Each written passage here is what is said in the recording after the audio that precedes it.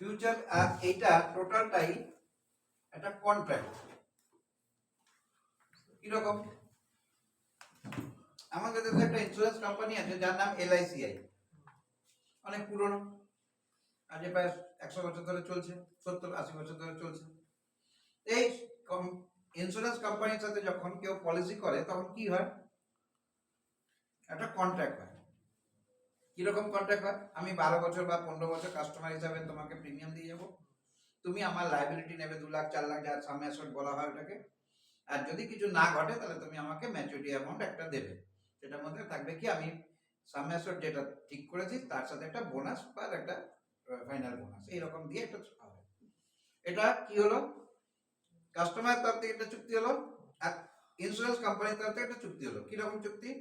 ও premium দিয়ে যাবে, এটাও চুক্তি, আর ও এই দায়িত্বগুলো নেবে, এটাও চুক্তি। এবার কোনো কারণবশত কাস্টমার প্রিমিয়াম দেওয়া বন্ধ করলো, তাহলে ও কি ওর নিজের কন্ট্রাক্ট রাখবে? পুরো রাখবে না। তাহলে কন্ট্রাক্ট মানে হচ্ছে দুটো পার্টি থাকবে ইনভলভ। ক্লিয়ার হয়ে গেল একটা জায়গায় যে একজন গিভার একজন রিসিভার। তাহলে কন্ট্রাক্ট জিনিসটা কি? যখন আমরা বায়ার আর সেলার ছিলাম তখন আমরা ওনারশিপ বায়ার সেলার ছিলাম শেয়ারের ক্ষেত্রে। কিরকম? আমি একটা শেয়ার কিনতে চাই, ধরো বাজাজ মানে ফাইন্যান্স, তো বাজাজ ফাইন্যান্সের শেয়ারের দাম আজকে 2000 টাকা, সে আমি দুটো শেয়ার কিনবো, আমাকে 4000 টাকা পেমেন্ট করে দিলাম, আমি দুটো শেয়ার আমার কাছে রেখে দিলাম, এটার আমার যতদিন ইচ্ছা আমি আমার কাছে রাখতে পারি, তার মানে কি আমি ওনারশিপ নিয়ে নিলাম। কিন্তু যখন আমি একটা ফিউচারের জন্য যাব তখন কিন্তু আমি আর ওনারশিপ নিতে পারবো না, আমি একটা কন্ট্রাক্টে যাব, আর কন্ট্রাক্ট থাকা মানে একটা টাইমের একটা ব্যাপার থাকবে। কন্ট্রাক্ট মানে একটা টাইম। কিরকম? এই বাড়িটা আমি যখন ভাড়া নিয়েছি তা আমার সাথে একটা টাইম হয়েছে, এবার ওটা এক্সটেন্ড হলো না হলো এটা পরের কথা, কিন্তু মিনিমাম একটা টাইম আছে যেখানে দুই পক্ষ রাজি আছি, আমরা এই টাইমটা ধরে আমি থাকবো, ভাড়া দেবো, উনি ভাড়া নেবে, এটা একটা কন্ট্রাক্ট হয়ে গেছে। এই কন্ট্রাক্টটার জন্য একটা টাইম একটা ঠিক হয়েছে, আর একটা প্রিমিয়াম ঠিক হয়েছে। প্রিমিয়ামটা কি? রেন্ট, আমার এই ঘরে হিসাবে রেন্ট। তাহলে এই প্রিমিয়ামটা কেন চার্জ করা হলো? যেহেতু আমি এই জিনিসটাকে ভোগ করব তার জন্য আমাকে একটা চার্জ দিতে হবে। সেই চার্জগুলোর বিভিন্ন রকম বিভিন্ন জায়গায় নাম আছে। এই ঘর ভাড়া নেওয়ার সময় একটা রেন্ট, হসপিটালে থাকার সময় বেড ভাড়া, তুমি যখন কোনো জায়গাতে কোনো জিনিস নিচ্ছ তখন এটা কি হচ্ছে? প্রিমিয়াম। যেরকম আমরা শেয়ার মার্কেটে যাচ্ছি তখন এটাকে বলা হচ্ছে প্রিমিয়াম। তো এইটা একটা পেমেন্ট করতেই হবে, কিসের জন্য? ভাড়া বাবদ, এটাকে যাই ভাবে ধরো ভাড়া, যেহেতু কন্ট্রাক্ট করেছো, তোমার ওই টাইম অবধি তোমার দায়িত্ব নিচ্ছে, সেটার জন্য একটা ভাড়া দিতে হবে। তখন দেখা গেল ভাড়া নেওয়ার সময় কেউ এসে বলবে আমাকে 5টা দাও, কেউ এসে বলবে আমাকে 20টা দাও, কেউ বলবে আমাকে 40টা দাও, বা এই একটা পুরো ফ্লোরটা রয়েছে, আমি এসে বললাম আমাকে রান্নাঘরটা ভাড়া দাও, দেবে? দেবে না। কেন? রান্নাঘরটা দিলে এবার বাকিগুলো কে নেবে? এবার সামনে একজন এসে বললো যে না আমাকে সামনে বারান্দাটুকু দাও, তাহলে আর ভিতরে গুলো কেউ নিতে পারবে? দরজা খুলতে হবে একটা আলাদা জায়গা থেকে। এবার ওই পাশে একটা দরজা আছে দেখেছো বাথরুমের পাশে, ওই দরজাটা খুলে দিল, খুলে দেওয়ার পর একজন বললো আমাকে এই ঘরটা দাও, এটা বন্ধ করে দেবে। ঠিক আছে, সামনের ঘরটা নিচে, তাহলে মাঝখানে ঘরটা কেউ নিল না তো, তাহলে এইভাবে ভেঙে ভেঙে দিতে পারবে? ও কি বললো, আপনি ফার্স্ট ফ্লোরটা নেন পুরো। তার মানে কি? এটা লট হয়ে গেল, পুরোটা আপনাকে নিতে হবে। তো ফিউচার যখন কন্ট্রাক্ট হয় তখন একটা লট সাইজ তৈরি করতে হয়। এই লট সাইজ যখন তৈরি হয়ে গেল, লট সাইজটা কিভাবে তৈরি হবে? এই বাড়ির যদি নিচতলাটা হয় এটা লট সাইজ, ওই বাড়িটার কি একই আছে? তাহলে ওটা আলাদা লট সাইজ। পাশের বাড়িটা যদি যাও তাহলে ওটার একটা একই রকম আছে, তাহলে ওটা আলাদা, ওটা আলাদা লট সাইজ। তাহলে কোম্পানি টু কোম্পানি যখন ভ্যারি করছে তখন লট সাইজও ভ্যারি করছে। ঠিক হয়ে গেল ব্যাপারটা? তাহলে এই লট সাইজটা কি এখন এটা বুঝতে হবে। এই বাড়িটার মধ্যে রান্নাঘর, বাথরুম, বাথরুম, ঘর, ঘর, ডাইনিং স্পেস, একটা ঘর, আর এখানে বারান্দা, এইটা হচ্ছে লট। ঠিক শেয়ারের ক্ষেত্রে এই লটটা কিরকম ভাবে হবে? তার 1992-তে যখন প্রথম ফিউচারকে মার্কেটে এন্ট্রি করানো হয়, সেই সময় দাঁড়িয়ে থেকে ওরা ঠিক করে কি, যে ফিউচারের জন্য একটা লট সাইজ ঠিক করা হবে। তো সেই দিন একটা প্রিমিয়াম অ্যামাউন্ট ধরা হয়েছে যে 8 লাখ টাকা। কি ধরা হয়েছে? 8 লাখ টাকা। এবার 8 লাখ টাকা তো ফিক্স করে দিল, এইটা কাছাকাছি রেটের মধ্যে থাকবে। এইবার ওইখানে তখন 50 খানা কোম্পানি আছে নিফটিতে, আগের করে 50টাই আছে নিফটি রান যেহেতু। এই 50টার মধ্যে এসিসি ধরো একটা কোম্পানির নাম, বাজাজ একটা কোম্পানির নাম, সিপলা একটা কোম্পানির নাম, ডক্টর রেড্ডি একটা কোম্পানির নাম, ইমারসন একটা কোম্পানির নাম, আর পিনসার একটা কোম্পানির নাম। আমি দেখো এবিসিডি করে লিখে দিলাম পরপর নাম। তো এই কোম্পানিগুলোর নিজস্ব একটা রেট ছিল তৈরি, সেই রেটটাকে একটা এভারেজ রেট ধরে নেওয়া হয়েছে। পুরো 52 মাসের একটা 52 সপ্তাহের একটা এভারেজ রেট বার করে নিয়েছে। প্রত্যেক দিনই ট্রেড হয়েছে হাই লো মিড দিয়ে একটা এভারেজ রেট ধরে নিয়েছে। কি রকম? এটার জন্য ধরো 200 টাকা, এটার জন্য ধরো 370 টাকা, এটার জন্য 185 টাকা, এর জন্য 2100 টাকা, এর জন্য 170 টাকা, এর জন্য 600 টাকা, এরকম একটা রেট বেরিয়েছে সব। টোটাল হচ্ছে 8 লাখ টাকা। না এইভাবে না, 8 লাখ টাকাটা আলাদা একটা প্রিমিয়াম অ্যামাউন্ট ধরে নিয়েছে। এইবার প্রত্যেকটার একটা রেট ফিক্স হয়ে গেল তো 52 সপ্তাহ ধরে। তার মানে কি কেউ বলতে পারবে না আমারটা বেশি দাম ছিল, আমারটা বেশি দাম ধরে নিল না। তোমার সারা 12 মাস ধরে যে ট্রেড হওয়ার পর একটা এভারেজ প্রাইস বার করা হচ্ছে, সেটা ন্যাচারাল হয়ে গেল। এটা কোনো সময় বেশি আছে, কারণটা কম আছে। তাহলে এই রেটগুলো বেরোলো এভারেজ, এভারেজ বেরিয়ে গেল 12 মাসে। আর তো দেখা গেছে এসিসি তখন তো 270 টাকা দিয়ে চলছে মার্কেটে, তা না, ওই এভারেজ বেরিয়েছে 200 টাকা। এবার 200 টাকা যেহেতু রেট হয়েছে, 8 লাখকে ডিভাইড করে দিল 200 টাকা দিয়ে। তাহলে কত হলো লট সাইজ? 400, 4000 লট সাইজ ক্লিয়ার হয়ে গেল। এটা ক্ষেত্রে কত হয়ে যাবে? যদি 2000 হয় তাহলে এটা 400 টাকা। এটা ক্ষেত্রে 300 টাকাটা আমি 400 টাকা ধরলাম, তাহলে এটার জন্য 2000। এরকম করে লট সাইজ ফিক্স হয়ে গেল। এইবার এটা কোন সালে হয়েছে? 1992 তে। এইবার 92 তে কিন্তু নিফটি আসেনি মার্কেটে, এনএসসি আসেনি। এইটা বিএসসি তে চলছিল। যখন নিফটি এখানে আসে, এটা 2002 সালে এখানে ক্লিয়ার করা। কোন সালে হয়ে যায়? 2002 সালে। 2002 সালে যখন এটাকে তৈরি করা হলো, সেদিনকে 8 লাখ ধরলো। কিন্তু আজকে 2025-এ 8 লাখ কি ঠিক থাকে? আর থাকছে না। কেন? সব শেয়ারের দাম তো বেড়েছে। তখন এটাকে কি করা হলো? শেয়ারের দাম বেড়েছে, লট সাইজ কমিয়ে দিয়েছে। এবার 8 কে এক্সটেন্ডেড টু 15 লাখ। 8 কে এক্সটেন্ড করা যাবে 15 লাখ অবধি। এবার কিছু কিছু শেয়ারের দাম বাড়েনি, সেগুলো 8 এর সাথেই অ্যাডজাস্ট হবে। কিছু কিছু গুলো একটু বেড়েছে, সেগুলো 10 এর সাথে অ্যাডজাস্ট হবে। কিছুগুলো অনেকটা বেড়েছে, তাকে 15 এর সাথে অ্যাডজাস্ট করেছে। 8 থেকে 15 এর মধ্যে এটা ঠিক করা হলো। এইবার এখানে যে 50 খানা কোম্পানি ছিল 2002 তে, এটা এখন হচ্ছে 171 খানা কোম্পানি। তাহলে খালি 50টা শেয়ার না, এছাড়াও আরো আছে শেয়ারগুলোকে নিয়ে লট সাইজ ঠিক করে দেবে। এবার এই লট সাইজটা কেন ঠিক করা হলো? ঠিক ওই গল্পটা মনে করো যেটা ঘরের ক্ষেত্রে। আমি যদি বারান্দা নিয়ে নিই, তারপরে আর বাকি ইউজ নেই, এসে একজনে বলবে আমি কোনার ঘরটা নেবো, কিন্তু ওর এন্ট্রি কই, সমস্যা তৈরি হবে। তো ও বলবে আমি এই ঘরটার বাথরুম নেবো না, তাহলে ওই বাথরুমটা কে নেবে? এই সমস্যাগুলো যাতে না হয় তার জন্য লট সাইজ ঠিক করে দিচ্ছে। তোমাকে একটা ফ্লোর নিতে হবে, নিলে নাও, নালে যাও। এবার ওর এটা বেশি মনে হচ্ছে, তো পাশের ঘরে যাবে, পাশের ঘরে হয়তো দুটো ঘর, একটা বাথরুম পায়খানা আছে, ওটার পছন্দ হলো, ওটাই হলো ওর লট। ওটি ক্লিয়ার করতে হলো ব্যাপারটা। তাহলে লট ব্যাপারটাকে ক্লিয়ার করা হলো কিসের জন্য? হ্যাপাজার্ড ওয়েতে কেন ট্রেডিং ভাবে না চলে, একটা সিস্টেমে নিয়ে আসার পদ্ধতি। আর তার জন্য একটা রেট ফিক্স করে দিল, আর প্রিমিয়াম ফিক্স করে দিল যে এর বেশি টাকা নেওয়া হবে না, বা এর বেশি লট আসবে না। কেন বাজাজ এসে বলবে যে আমার তো আর 2000-এ হবে না, আপনি 2500-এ লট করুন, বলতেই পারে না, শোনা যাবে না। যেটা ঠিক করে দিয়েছে সবার জন্য, এটা ঠিক করে দিয়েছে। এবার তাতে যদি হলো হলো, না হলে না হলো। এইবার কারা এই ফিউচারে আসবে? আবার বড় প্রশ্ন। সবাই তো বলবে আমি আসবো, কেউ বলবে আমি আসবো না? সবাই বলবে। তখন ওকে বলা হলো যে তুমি আসতে পারো যার ভলিউম স্ট্রং আছে মার্কেটে। কবে? একদিন দুদিন না, গেল 52টা সপ্তাহ ধরে তোমার ভলিউম ঠিক আছে, একটা এভারেজে আছে, তাহলেই তুমি আসতে পারবে। তোমার ট্রেডিং ভলিউমটা হয় ক্যাশ মার্কেটে, এখন তো ফিউচারে নেই তুমি, আগে তো ক্যাশ মার্কেটে আছে, তোমার চাহিদা আছে মার্কেটে, তাই জন্য তুমি এই গ্রুপে আসতে পারো। দ্বিতীয় কথা হচ্ছে তোমার ম্যানেজমেন্টও স্ট্রং হচ্ছে, তোমার নামে এলিগেশন নেই, শেয়ার মার্কেটে শেয়ারের লোকেরা কোনো গন্ডগোল করে না, তুমি টাকা পয়সা নয় ছয় করো না, সেই ক্ষেত্রে তুমি আসতে পারবে। তোমাকে অনেকগুলো মিউচুয়াল ফান্ড অ্যাবজর্ব করেছে, অনেক কোম্পানি মিউচুয়াল ফান্ড গুলো আছে, তারা তোমাকে নিতে চেয়েছে, তার মানে কি তোমার ডিমান্ড তৈরি হয়েছে, তাই জন্য তুমি আসতে পারবে। তো ঠিক এইভাবে করে ফিউচারের লিস্টটা তৈরি হয়। তো সবাই এসে 3000 কোম্পানি বলবে আমাকে নাও, দিলে হবে? হবে না। এইবার যখন কন্ট্রাক্ট হবে, তাহলে কি বলেছিলাম একটা ওয়ার্ড, টাইম হবে। তো এখানে ম্যাক্সিমাম টাইম দিয়েছে 3 মাস।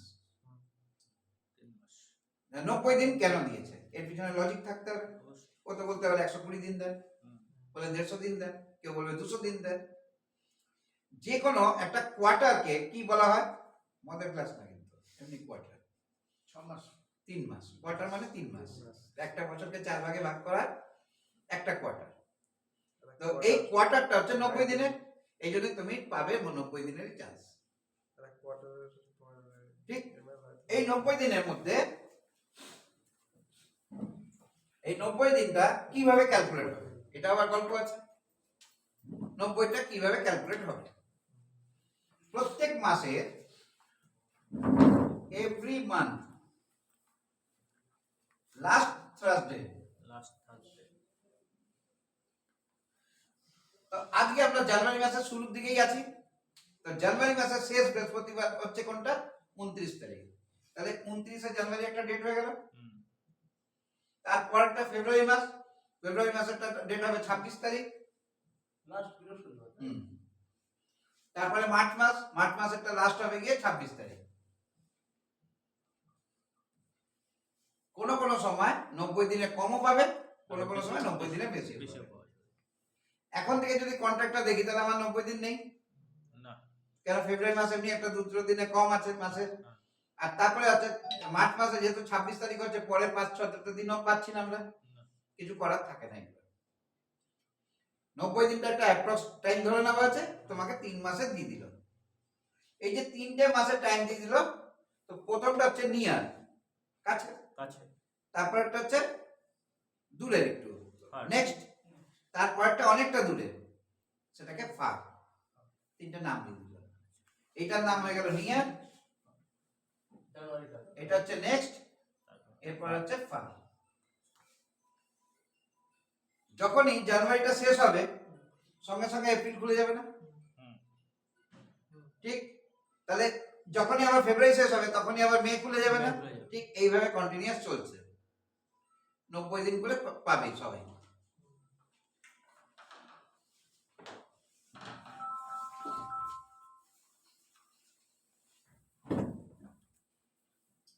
যে লটসের যখন কমে যায়, যখন ওদের রেটটা কমে, যখন ওটা সময় যখন তখন হয়। তখন তো হয় না, ওদের লাস্টে 10 দিন 5 দিন আস্তে আস্তে কমতে থাকে। ওটা আলাদা option। স্যার এটা হচ্ছে লাস্ট যে থার্সডে হুম। তার ফার্স্ট মানে বৃহস্পতিবারে সেটা হ্যাঁ, করেছে। এইবার যদি কোনো কারণবশত বৃহস্পতিবার ছুটি থাকে, হতেই পারে বৃহস্পতিবার ছুটি, 26শে জানুয়ারি, তো 26শে জানুয়ারি ছুটি পড়বে, তাহলে বুধবার দিন হবে। একদিন আগে এবার বুধবার দিন নেতাজির জন্মদিন, সে ধরে নিলাম 23 তারিখে পড়ে গেল, তাহলে মঙ্গলবার হবে তার আগের দিন আগের দিন। মঙ্গলবারও ছুটি পড়ে গেছে, তাহলে হয়ে যাবে শুক্রবার, তাহলে একদম একবার পিছিয়ে যাবে শুক্রবার। পরপর 2-3 দিন। দুদিন এগোবে, যদি না পারে তাহলে পরের দিন।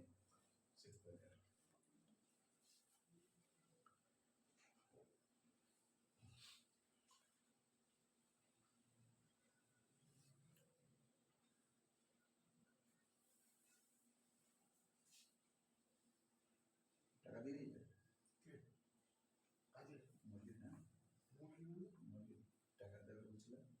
পাঠাই পাঠাবে, তাহলে এটা কিন্তু এখন আসেনি তো।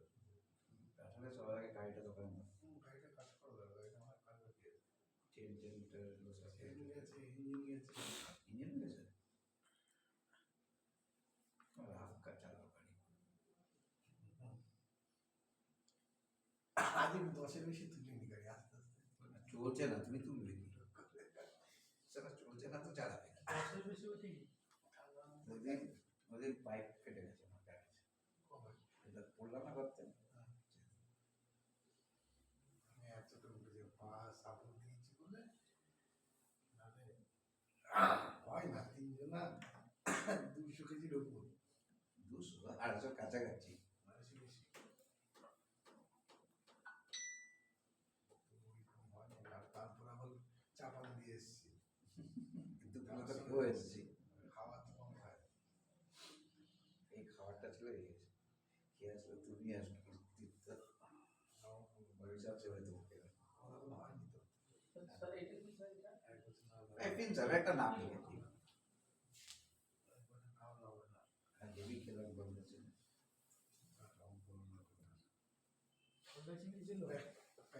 এই প্যাকেটে দুটো ভাত ধরে দিয়েছে আমাকে। এক দিয়েছে আমাদের সঙ্গে কাজে যায় পাপ বলে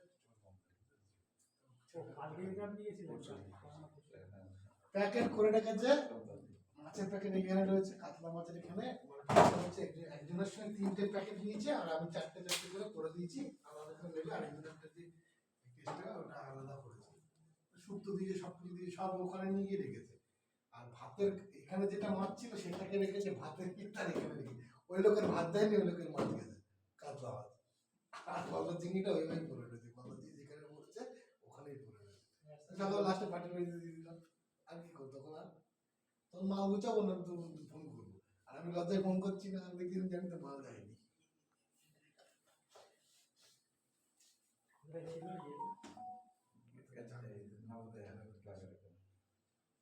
সেদিনকে একটা ঠান্ডাও ছিল, রোববার দিন ক্লাস করিয়ে গেলাম এখান থেকে, তুমি ছিল তো এখানে, রোববার আসলে না, তারপরে তো গেলাম।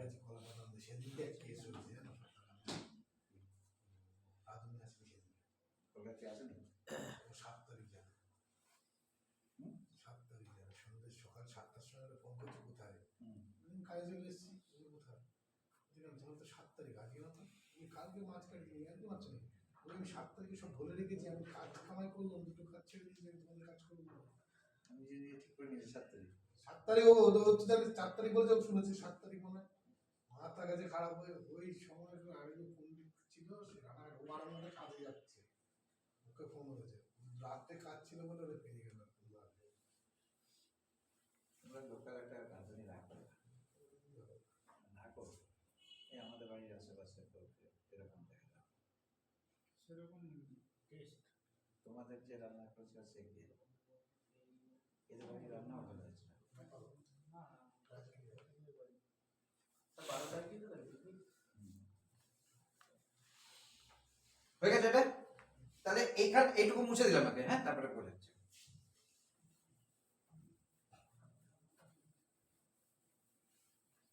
তাহলে কন্ট্রাক্টের টাইম, কন্ট্রাক্টের লট সাইজ, এটা কি করে গেল? তাহলে আমরা দুটো জিনিস পেলাম এখানে। প্রথমেই যখনই কোনো কন্ট্রাক্ট হচ্ছে তখন একটা টাইম জোন তৈরি হচ্ছে, আর একটা কিছু লট সাইজ তৈরি হচ্ছে। এইবার এই দুটো তো তৈরি হয়ে গেল, এটা কেন হচ্ছে এই প্রশ্নটার উত্তর তো খুঁজতে হবে। ছিল ওনারশিপ ছিল কেন তাহলে এই ফিউচারটা আসলো মার্কেটে?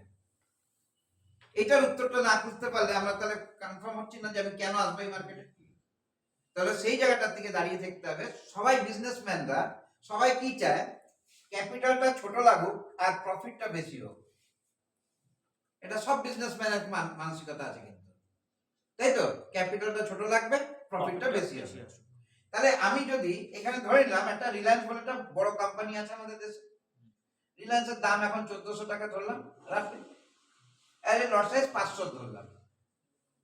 তাহলে আমি যদি 500 খানা রিলায়েন্সের শেয়ার কিনতে চাই, মালিকানা নিতে চাই, তাহলে আমার 70 লাখ টাকা লাগবে। 70 লাখ টাকা লাগবে। এবার এই 70 লাখ টাকা লাগিয়ে আমি ক টাকা লাভ পাবো, তাই নাকি? তাহলে যখন ঠিক না 7 লাখ হবে, 7 লাখ টাকা লাগিয়ে আমি ক টাকা পাবো? খুব একটা বেশি পাচ্ছি না। তাহলে আমাকে দেখতে হবে যে আমি 7 লাখ টাকা লাগানোর পরে এই 1400 টাকাটা 1800 টাকাই হয়েছে ধরে নিলাম বছরের শেষে। তাহলে আমি 12 মাসে আমি 400 টাকা কামিয়েছি। কত টাকা? 1400 টাকায়। তাহলে আমি অরিজিনালি ক টাকা কামিয়েছি?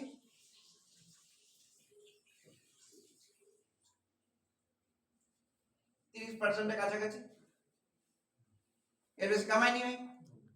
তাই জন্য ঠিক করা হলো যে আমি অল্প পয়সা লাগিয়ে ট্রেডও করব, কিন্তু আমি পয়সাও কামাবো। লস হতে পারে, হবে ট্রেডে আমি কিনে রাখলেও যে দাম বাড়বে এর গ্যারান্টি তো নেই, করতেও পারে দাম। তো সেই জায়গাটাতে আমি একটা স্পেকুলেশন করব, তখন একটা নতুন ওয়ার্ড আসলো কি, স্পেকুলেশন।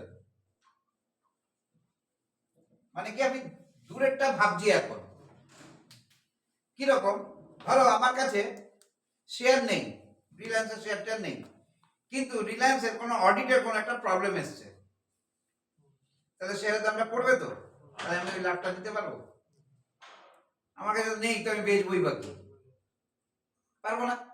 তাহলে এই একটা জায়গাতে আমি আটকে গেলাম, প্রথম জায়গা। এবার দ্বিতীয় কথা হচ্ছে যে আমাকে মনে হচ্ছে যে রিলায়েন্স আগামী 3 মাসের মধ্যে একটা বড় জায়গায় যাবে, তাহলে আমি একটা শেয়ার কিনলে 1400 টাকার উপরে আমি লাভ পাবো, 100টা কিনলে 1,40,000 লাভ পাবো, আমি 2000 কিনলে আমি 28 লাখের উপরে লাভ পাবো। তাহলে আমাকে টাকা লাগাতে হচ্ছে তো, তাহলে এই টাকাটা লাগানোর মতন ক্যাপাবিলিটি আমার কাছে নেই। হতেই পারে, এটা কমন ব্যাপার। তাহলে কি আমি লাভ নিতে পারবো না? সেই ক্ষেত্রে তৈরি করা হচ্ছে ফিউচারকে, যে আমি দূরদর্শিতা আছে আমার, যে আমি ভাবছি যে রিলায়েন্সের শেয়ারটা 3 মাসের মধ্যে এই জায়গায় যেতে পারে, তাই জন্য আমি ফিউচার কন্ট্রাক্টে ঢুকবো। তাহলে এবার বলো, যদি তুমি বুঝতে পারো যে রিলায়েন্সের দামটা বাড়বে, তাহলে কোন বোকা লোকটা আছে যে ফিউচারটা বেচছে? এটাও তো একটা বড় প্রশ্ন তৈরি হয়ে গেল তখনই। কেন কেউ যদি না বেচে তাহলে কেউ কিনবেটা কি করে, তাই নাকি? তাহলে যেই লোকরা পুরো অপারেট করে সিস্টেমকে, তারাই তো বেচছে জিনিসটাকে। ওরা কি জানছে যে আমি বেচে দিচ্ছি, আর এ কিনছে, এ জানছে যে লাভ হবে আমার, তাই জন্য কিনছে। আর আমি বেচে দিচ্ছি, তার মানে কি আমি কি লস করার জন্য বেচছি? বেচছি না। তাহলে কে লাভবান হবে আলটিমেটলি? যে বিক্রি করছে তাহলে এই লাভবান হবে না, তাহলে কোনোদিনই কিনবে না। তুমি যদি জানো লটারিতে কোনোদিন নাম বাঁচবেই না, তাহলে ওই লটারি বিক্রি হবে নাকি? ও স্যার আবার বেশি দামে বেচবে। বেশি দামে কাকে বেচবে? বেচা যায় না। ও তাহলে আমি যখন কন্ট্রাক্টটা বেচে দিচ্ছি, এলআইসি আমার নামে একটা ইস্যু করে দিল পলিসি, কিন্তু জানলো মরার পর আমি টাকা দেবো না, তাহলে আমি এলআইসি করতে যাবো? আমি তো মিউচুয়াল ফান্ডে যাবো, তাই নাকি? তাহলে আমি জানছি এলআইসি টাকা দেবে, এলআইসি কন্ট্রাক্টে আসছে, কেন দিচ্ছে তাহলে টাকাটা? ও তো জানে মানুষ মরবেই, মানুষের মৃত্যু স্বাভাবিক ব্যাপার, তাহলেও কেন কন্ট্রাক্টটা নিচ্ছে আমার থেকে? 5 লাখ টাকা আমি দিলাম, 25,000 টাকা ইন্স্যুরেন্সের জন্য, আর ও আমার জন্য 2.5 লাখ টাকা দায়িত্ব নিয়ে নিল। আর কালকে সকালবেলায় যদি আমি মরে যাই, 2.5 লাখ টাকা দিতে হবে না ওকে? তাহলে ও কেন নিচ্ছে এই দায়িত্বটা? ভাবো এইভাবে। 100 জনে 25 জন, 100 জনের মধ্যে 25 জন মরে যাবে, ঠিক আছে। 2.5 লাখ করে 25 জনকে দিতে গেলে কত হচ্ছে? 62,50,000। ও 25,000 করে 100 জন থেকে পেলে 25 লাখ। কোথায় লাভ হলো? তাও তো কন্ট্রাক্টে সাইন করছে পলিসি নেওয়ার সময়। মেন ব্যাপারটা হচ্ছে যখনই কোনো প্রিমিয়াম ঠিক করা হয়, তখনই ওরা চেক করে নেয় যে এত লোকের মধ্যে এত লোক যদি মরে যায়, তাহলে আমার যেন প্রফিটটুকু থাকে, লাভ নাই, মানে বেশি লাভ না হোক। যদি মানুষ মারা যায়, দেখা গেল যে প্রত্যেকটা সময় দেখছি যে মানুষ সাধারণভাবে মরে কতজন। কত পার্সেন্টেজ? এই যে আমরা এখানে যদি কেউ মরে যাই এখন, এটা কি সাধারণ মৃত্যু হবে? অ্যাক্সিডেন্টাল ডেথ, ঠিক? তাহলে অ্যাক্সিডেন্টাল ডেথ কভারেজ ডবল হয় না ইন্স্যুরেন্সে যদি নেওয়া থাকে? তাহলে এই ঘটনাটা এই ঘরের 6 জনের 7 জনের সাথে কি হবে? হবে। যদি একটা ভূমিকম্প হয় পুরো বাড়িটা ধসে যায়, তাহলেই হবে। এবার তখনও হবে যদি সবাই ইন্স্যুরেন্স নেওয়া থাকে, নাহলে কি দিতে হবে নাকি? দিতে হবে না। তাহলে এই জায়গাটা দিয়ে ভাবো, তাহলে তুমি এই জায়গায় ঢুকতে পারবে। কিরকম হবে? যে ও দেখছে যে আমার 7 জন টাকা দিচ্ছে 100 টাকা করে, মরে গেলে আমি দেবো 100 টাকা, 1000 টাকা। তাহলে 700 টাকাতে আমার 1000 টাকা লস তো সবসময়। ও চিন্তা করবে কি পাশের ঘরেরও এরকম তো 4 জনকে করে নেবার, তার পাশের ঘরেরও 4 জনকে করে নেবার, করে ও দেখলো যে 200 জনের আমি করিয়েছি, 100 টাকা করে 20,000 এসছে, মরে গেলে আমি 1000 টাকা দেবো। ওর লস কখন হবে? 21 নম্বর লোকটা মরবে। 20 জন লোক অব্দি মরলে কি ওর গায়ে গায়ে? 21 নম্বর লোক যদি মরে যায় তাহলে ওর লস শুরু হবে, তার আগে তো হবে না। তাহলে এই 21 নম্বর লোকটা আদৌ মরবে কি মরবে না তার প্রবাবিলিটিও খুঁজে নেয় আগে। কিরকম ভাবে? অ্যাক্সিডেন্ট ঘটনা থাকলে তো কিছু বলা নেই, হতেই পারে, কিন্তু নর্মালি দেখা গেছে যে 62-র নিচে লোক মরে না, 70-এর নিচে লোক মরে না। এগুলো একটা ক্যালকুলেশন আছে, তোর কাছে পুরো ডাটা রয়েছে। তো সেই ক্ষেত্রে চান্সেস কত হয়ে গেল? আমাদের এখানে 62 কে আছে, রোগ আছে নাকি দেখে নেয়। সেটা পরে কথা।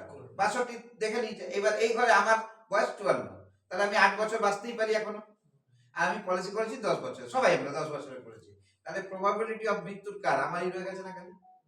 তারপরে আশিসদার আসছে, কিন্তু তোমাদের 62 আসতে দেখো 10 বছরের পলিসি শেষ হয়ে যাবে।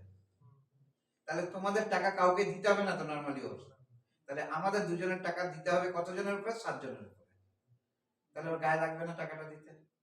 ঠিক এইভাবে করে প্রিমিয়ামটা মানে এটা রেটটাকে ঠিক করে নেওয়া হয়, যে লাভ করবে কিছু লোক লস করবে, কিছু লোকের দ্বারা কেটে যাবে জিনিস। এগুলো সব শেখাচ্ছে আমি এখনই। এইগুলো ওরা ক্যালকুলেট করে বসে আছে, সব বসার পরে দিয়েছে। এবার প্রত্যেক দিন লাভ হবে, প্রত্যেক মাসে লাভ হবে, এরকম তো না।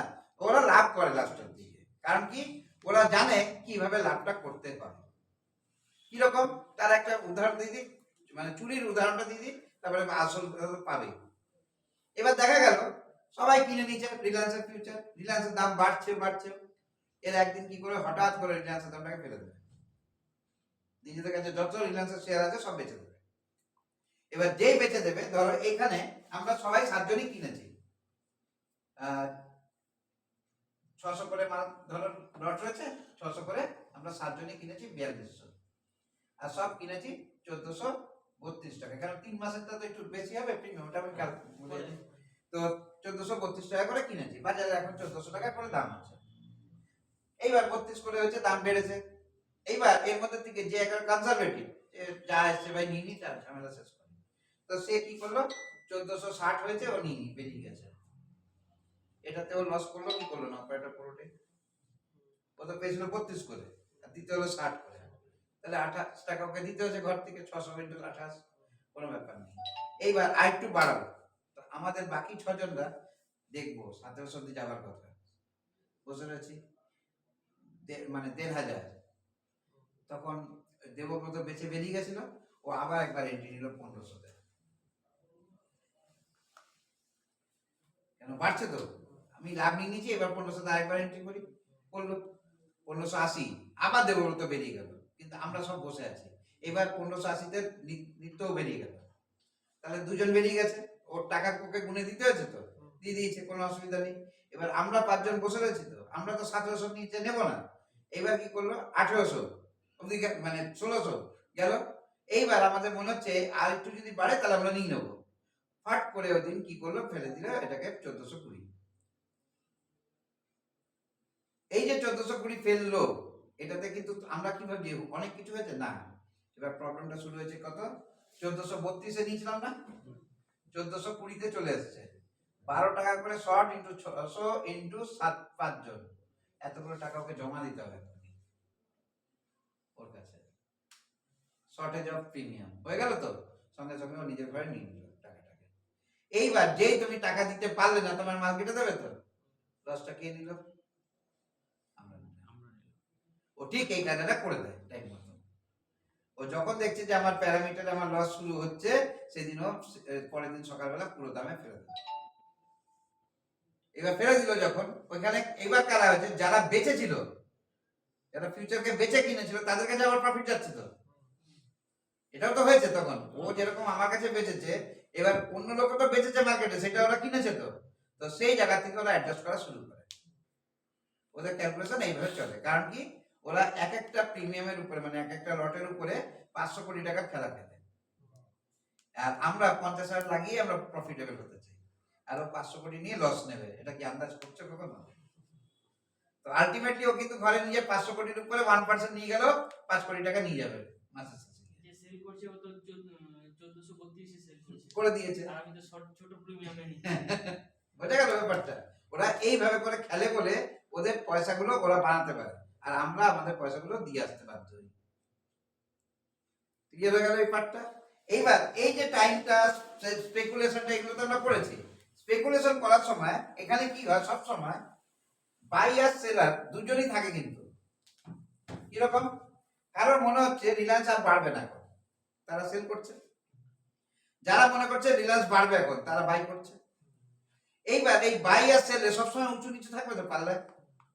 এই পাল্লার উঁচু নিচুটা কে দেখতে পায়, যে অপারেট করছে এটাকে, সেই তো দেখতে পাচ্ছে। এবার ও কি করবে, সেলার বেশি আছে দাম বাড়ায়, কি বায়ার বেশি হয়ে গেছে দাম কমা। ও দুদিক দিয়ে প্রিমিয়াম নিয়েই চলেছে ওদের কাছ থেকে, যে শর্টেজটা হচ্ছে নিয়ে যাচ্ছে। একদিন পরে যা বারবার দিচ্ছি থাক বেরিয়ে যায়, কেন হবে না, ফালতু স্যারের কথা ঢুকেছিলাম থাকো না কেন, ও তো চাই এটাই তুমি বেরিয়ে যাও। বেরিয়ে গেলে তো টাইমটা তো নিয়ে নিল, নিজের কাছে অ্যাডভান্টেজ নিয়ে নিল, এইবার তোমাকে ওই দাম আবার জিনিসটা প্রিমিয়াম বাড়িয়ে দিয়ে আবার অন্য কাউকে বেশি দিল। তো একটা জিনিসকে ও দুবার তিনবার করে বেঁচে যায় সারা মাসে, ওইখান থেকে একটা ইনকাম করে আর তোমাকে ইনকাম দেয় না, সেখান থেকে একটা ইনকাম করে, এই করে ফিউচারটা চলে। এবার ফিউচারে লাভ তারাই করতে পারে যারা হোলসেল ট্রেডিং এর বিজনেস করার মানসিকতা রাখে। এটা কাকে বলে একটা কথা বলি, দেখবে হিন্দুস্তান ইউনিলিভার একটা বড় ব্র্যান্ড কোম্পানি, ওর সার্ফ এক্সেল আছে, এরিয়াল আছে, এগুলো সব দুনিয়ার আছে।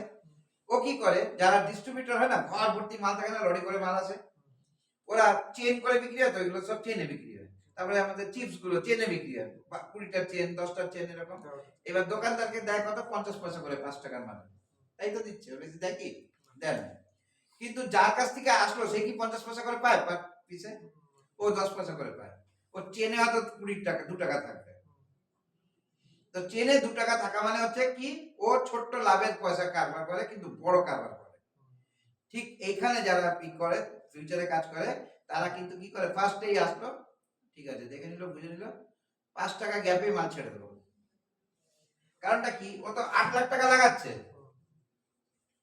8 লাখ টাকা লাগিয়ে ও এখানে ট্রেড করছে কত, মানে 8-12%, মানে হচ্ছে 96 লাখ টাকার মাল নিয়ে বসে আছে। ঠিক আছে, 96 লাখ টাকার মাল নিয়েছে 8 লাখ টাকা দিয়ে। এইবার ও কি করছে, চাইছে কি আমার 5 টাকা করে আসবে। এবার 4,000 ইন্টু 5 20,000 টাকা চলে আসলো, পরের দিন সকালবেলা ও নিয়ে বেরিয়ে যাবে। ও এই 2 পয়সা 10 পয়সার খেলাটাকে খেলতে চায়, তখন কোয়ান্টিটিটা ম্যাটার কোয়ান্টিটি ম্যাটার করে। কেন, ও তো জানে আমি 8 লাখ টাকা লাগিয়েছি, তাতে আমি যদি 20,000 টাকা কামাই, আমি কিন্তু পার্সেন্টেজে 2.5% কামিয়ে নিয়েছি। কিন্তু যদি আমি এটা 96 লাখ টাকা দিয়ে কিনতাম, তাহলে আমার কাছে অনেকগুলো পুঁজি লাগতো, তাহলে আমার কাছে ইনকাম নেই। 20,000 টাকা 96 লাখ টাকা কিছু, কোনো ইনকাম নেই, 20 পয়সা ইনকাম আমি ওটার মধ্যে নেই, আমি 2.5 টাকা কামিয়ে নিয়েছি। এবার 2.5 টাকা কামানো বড় অ্যামাউন্টের উপরে কিন্তু অনেক টাকা হয়। কিরকম, একটা লোক 5% কামায় কোনো জিনিসের উপরে, সেই 5%টা 50 টাকা হয়, তার মানেটা কি, 1000 টাকা জিনিস কেনা বেচা হচ্ছে, তাই জন্য 50 টাকা কামিয়েছে। এবার ওই 50 টাকাটা ওর সংসার চলবে আজকের দিনে। এখানে যে কটা লোক আছে তার প্রত্যেক দিন পরিবারে 500 টাকা লাগেই এখন, হ্যাঁ নর্মাল ব্যাপার, খুব বড় কিছু না, মেয়ের স্কুলের ছেলে মেয়ের স্কুলে পয়সা দেবো তা না, নর্মাল খাওয়া পড়া করতেই 500 টাকা লেগে যাবে। তাহলে ওর ওই 50 টাকা প্রফিটটা কি প্রফিটেবল হলো লাইফের জন্য? কিন্তু কেউ আছে 1% লাভ করে আর 1 লাখ টাকা ট্রেড করে সারাদিন। এবার 1 লাখ টাকা 1000 টাকা হয় না, 1%ই করেছে তো, ওই 1000 টাকাটা থেকে ওর ফ্যামিলি চলবে কি চলবে না? আর ও 5% করেও কিন্তু কামাতে পারবে না।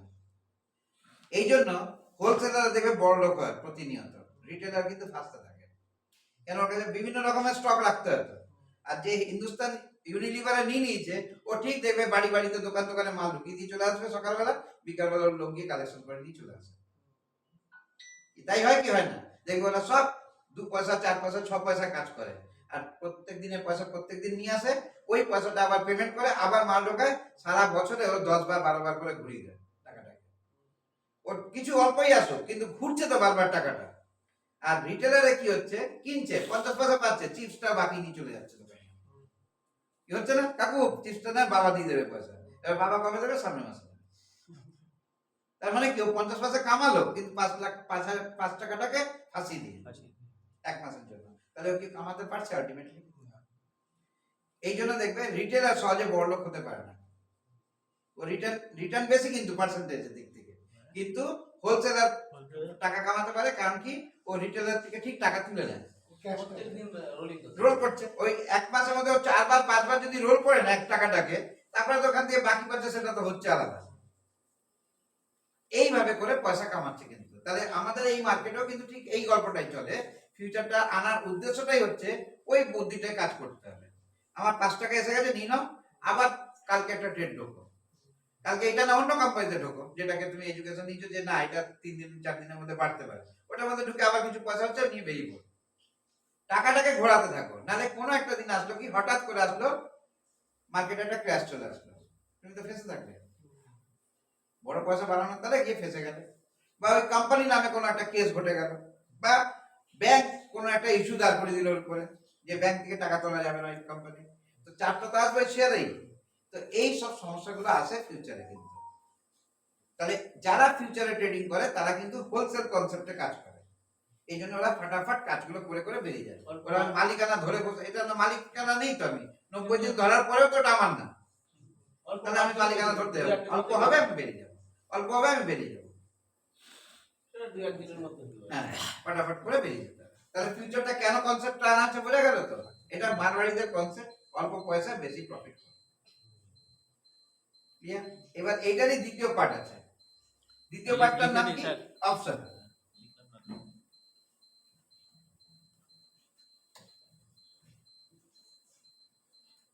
এর আগের দিন বলছিলাম, আজকে বোর্ডে লিখে লিখে দেখাচ্ছি, এবার কনসেপ্টটা ক্লিয়ার হচ্ছে কি? যেদিন বলছিলাম সেদিন কিন্তু মনে হচ্ছিল না, আর শুনছি শোনার মতন, গল্প শোনার মতন হচ্ছে, আর তার ঘুমাচ্ছিল না। আর ঘুম হচ্ছিল ভালোই, আর ছিল না বলে ঘুমটা হচ্ছে।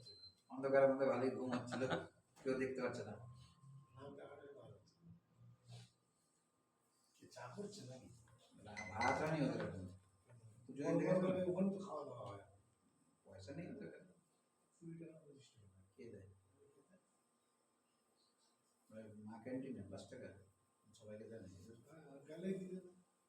টোকেন কাটতে লাগে, জানতে হবে তোমার মতন যদি সবার কাছে নিতে হয়। ওদের একটু বুদ্ধি দিয়ে দিই কেন স্যার, একটু বুদ্ধি নিয়ে দিই কেন, ভালো হতো। মন্দিরের পাশে কি আগে কোথায় ফিরতে গেছে সেটা দেখতে লাগে। আমি যেহেতু মন প্রাণ উৎসর্গ করেছি, এখান থেকেই নিয়ে যাবো। তুই খেয়ে যাবে।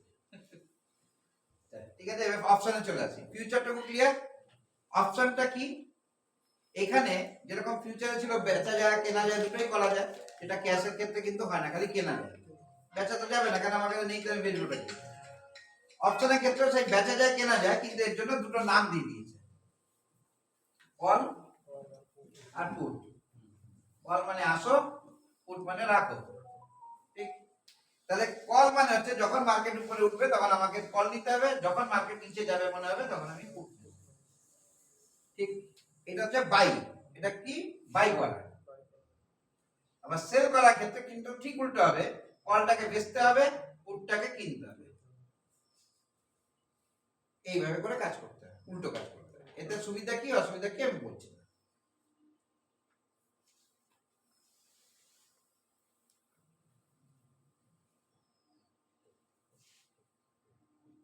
আমাকে 42 হতে পারে। নিচে পড়ে গেছে।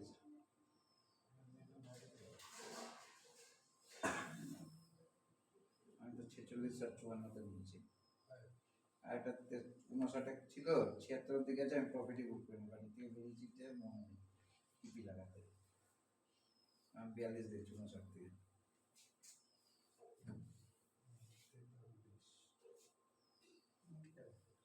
সত্যি সত্যি যাওয়ার কথা ছিল, কত নিচে পড়েছে? 42 ছিল নিচে পারে 46 টাকা।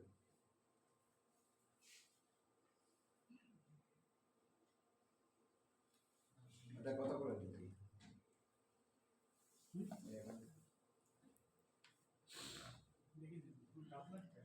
কালকে 7,400 ছিল, আগে 8,000। এবার ধীরে ধীরে স্পিড চলছে,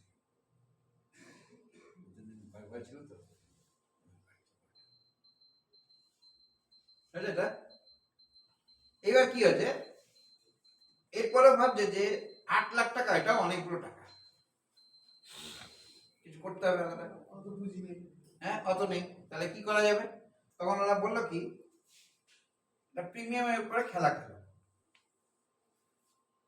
কিছু আমি ভাবছি যে রিলায়েন্স উঠবে, কিন্তু আমার কাছে 8 লাখ দেওয়ারও ক্ষমতা নেই, তাহলে কি আমি মার্কেটে এন্ট্রি নেবো না? বলে তাহলে এন্ট্রি নাও, কল বা পুটের মাধ্যম দিয়ে নাও। এবার কল আর পুট যখনই নিতে যাবে তখন তোমার কাছে দুটো জিনিস খুব ইম্পর্টেন্ট, টাইম আর হচ্ছে স্ট্রাইক প্রাইস। এইটা একটা কল্প করে দিলাম, টাইম আর স্ট্রাইক প্রাইস।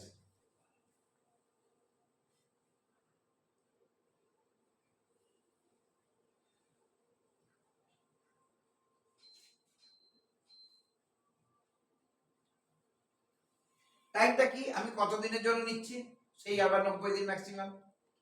আর স্ট্রাইক প্রাইসটা কি, আমি কোন দামেরটা নিতে চাইছি। এখানে কিন্তু এবার দামে, ওখানে যেরকম একটাই দাম ছিল যে এখন যা দাম বাজারে তার উপরে বেস করে দামগুলো হতো, আর এখানে কিন্তু আমি এই স্ল্যাবে নেবো না, ওই স্ল্যাবে নেবো না, ওই স্ল্যাবে নেবো না, ওই স্ল্যাবে না, নিচের স্ল্যাব নেবো, ঠিক করতে হবে। তো সেটাকে বলা হচ্ছে স্ট্রাইক প্রাইস। স্ট্রাইক প্রাইস মানে কি, আজকে রিলায়েন্সের দাম 1400, তাহলে 1400 মেন দাম। এবার আমার মনে হচ্ছে ও 1500 যাবে, তাহলে 1500টা হচ্ছে স্ট্রাইক প্রাইস। 1400 থেকে 1500 যাবে, তাহলে আমি কল কিনবো, না হলে পুট বেচবো। এইবার কেনা বেচাটা পরে আলোচনা, আগে বুঝে নিই। আমার মনে হচ্ছে রিলায়েন্স পড়বে, 1400 আছে, 1100 আসতে পারে, তাহলে 1100টা আবার স্ট্রাইক প্রাইস হয়ে গেল নিচের দিকে। তখন আমি পুট কিনবো, 11 কনফার্ম যে পড়বে তো মার্কেটে, পুট কিনবো। তাহলে কল কখন কিনবো, পুট কখন কিনবো, ঠিক হয়ে গেল। যদি আমার মার্কেট উপরের দিকে যাবে টেন্ডেন্সি থাকে, তাহলে আমি কল কিনবো।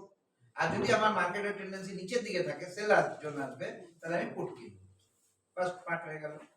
এইবার প্রিমিয়ামের খেলাটাতে দুটো পার্ট আছে, এর আগের দিনও বলছিলাম যেরকম। একটা তো প্রিমিয়াম হচ্ছে রেটের সাথে সাথে চলছে, আরেকটা চলছে কি টাইমের সাথে সাথে চলছে, ঠিক। তো টাইমের সাথে চলাটাকে আমরা ইগনোর করে যাই। কিরকম, আমরা যখনই যাচ্ছি কোথাও, ধরে নিলাম আমি রিলায়েন্সের 1400 কল কিনলাম বা 1400 পুট কিনলাম, কিছু তো একটা কিনবো। এইবার মার্কেটে 1400ই চলছে, তাহলে এর রেট মোটামুটি 60 টাকা, এটা দাম 48 টাকা। তাহলে 60 টাকা ইন্টু ধরো 500 লট, তাহলে আমার পুঁজি কত লাগবে, 30,000। এটারও ইন্টু 500 হলে কত লাগবে আমার, 24,000। এটা আমার পুঁজি লাগছে। এইটা আমি নিলাম কবেকার, কত তারিখ যেন আছে এবারে, 29 তারিখ জানুয়ারি মাসের শেষ, আমি ওটা লট নিয়ে নিলাম। কালকে সকালবেলা 1400টা 1400 দাঁড়িয়ে আছে, খুব একটা 5 টাকা 7 টাকা নড়াচড়ি করেছে। তো কালকে হলো কি বার, বুধবার, আমি মঙ্গলবার কিনে নিয়েছি। কত দিয়ে কিনেছি, এই টাকা দিয়ে। এটা যদি কিনে থাকে এটা দিয়ে, বা এটা যদি কিনে থাকে এটা দিয়ে কিনেছি। তো একজন কিনেছে 60 টাকা দিয়ে বাই, আর একজন কিনেছে 60 টাকা দিয়ে সেলেরটা 38 টাকা দিয়ে, দুজন কিনে বসে আছে। এবার রিলায়েন্স সারাদিনের পরে একই জায়গা দাঁড়িয়ে আছে কালকে। এইবার সিচুয়েশনটা কি, এটার দামও পড়ে যাবে, এটার দামও পড়ে যাবে, সময় চার্জ কেটে নিই। টাইমের চার্জটা কেটে নিয়েছে। প্রিমিয়াম তো বাড়েনি, কিছুই হয়নি, কেন রিলায়েন্সের দাম ওই জায়গায় আছে। তখন এ বলবে যে দাম বাড়েনি, তাহলে তো পুটের দামটা বাড়া উচিত, না, নড়েনি তো। এবার দেখা গেল 1400 টাকাটা 1420 টাকা হয়েছে বা 1380 টাকা হয়েছে, দুটো ক্ষেত্রেই হতে পারে। টাকা কেটে নেওয়ার পর না না না, টাকা কাটেনি, মানে এই আজকের দিনের শেষে, কালকের দিনের শেষে গিয়ে দেখা গেল একটা 1420 টাকা বেড়েছে assumption, বা 1380 এসেছে, 20 টাকা চেঞ্জ এসেছে। তাহলে কি হবে, এই 60 টাকাটা বেড়ে 61 টাকা হবে। কারণ এইটা যদি কমে, এইটার দাম কিন্তু বেশি হবে। বেশি হবে। কেন হবে এটা বুঝতে হবে। এই যে জায়গাগুলো এখন আসবে, এখানে দুটো জিনিস, এটিএম, আইটিএম আর in the money, at the money, on the money, এই তিনটে নাম চলে আসবে।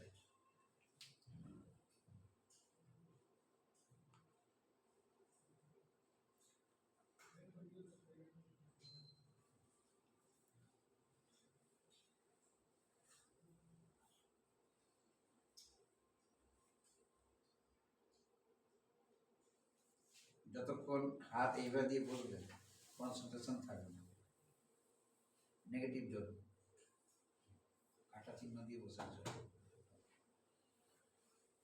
আর যতক্ষণ গায়ে দিয়ে বসে থাকবে, ততক্ষণ গল্প শুনতে ভালো লাগবে।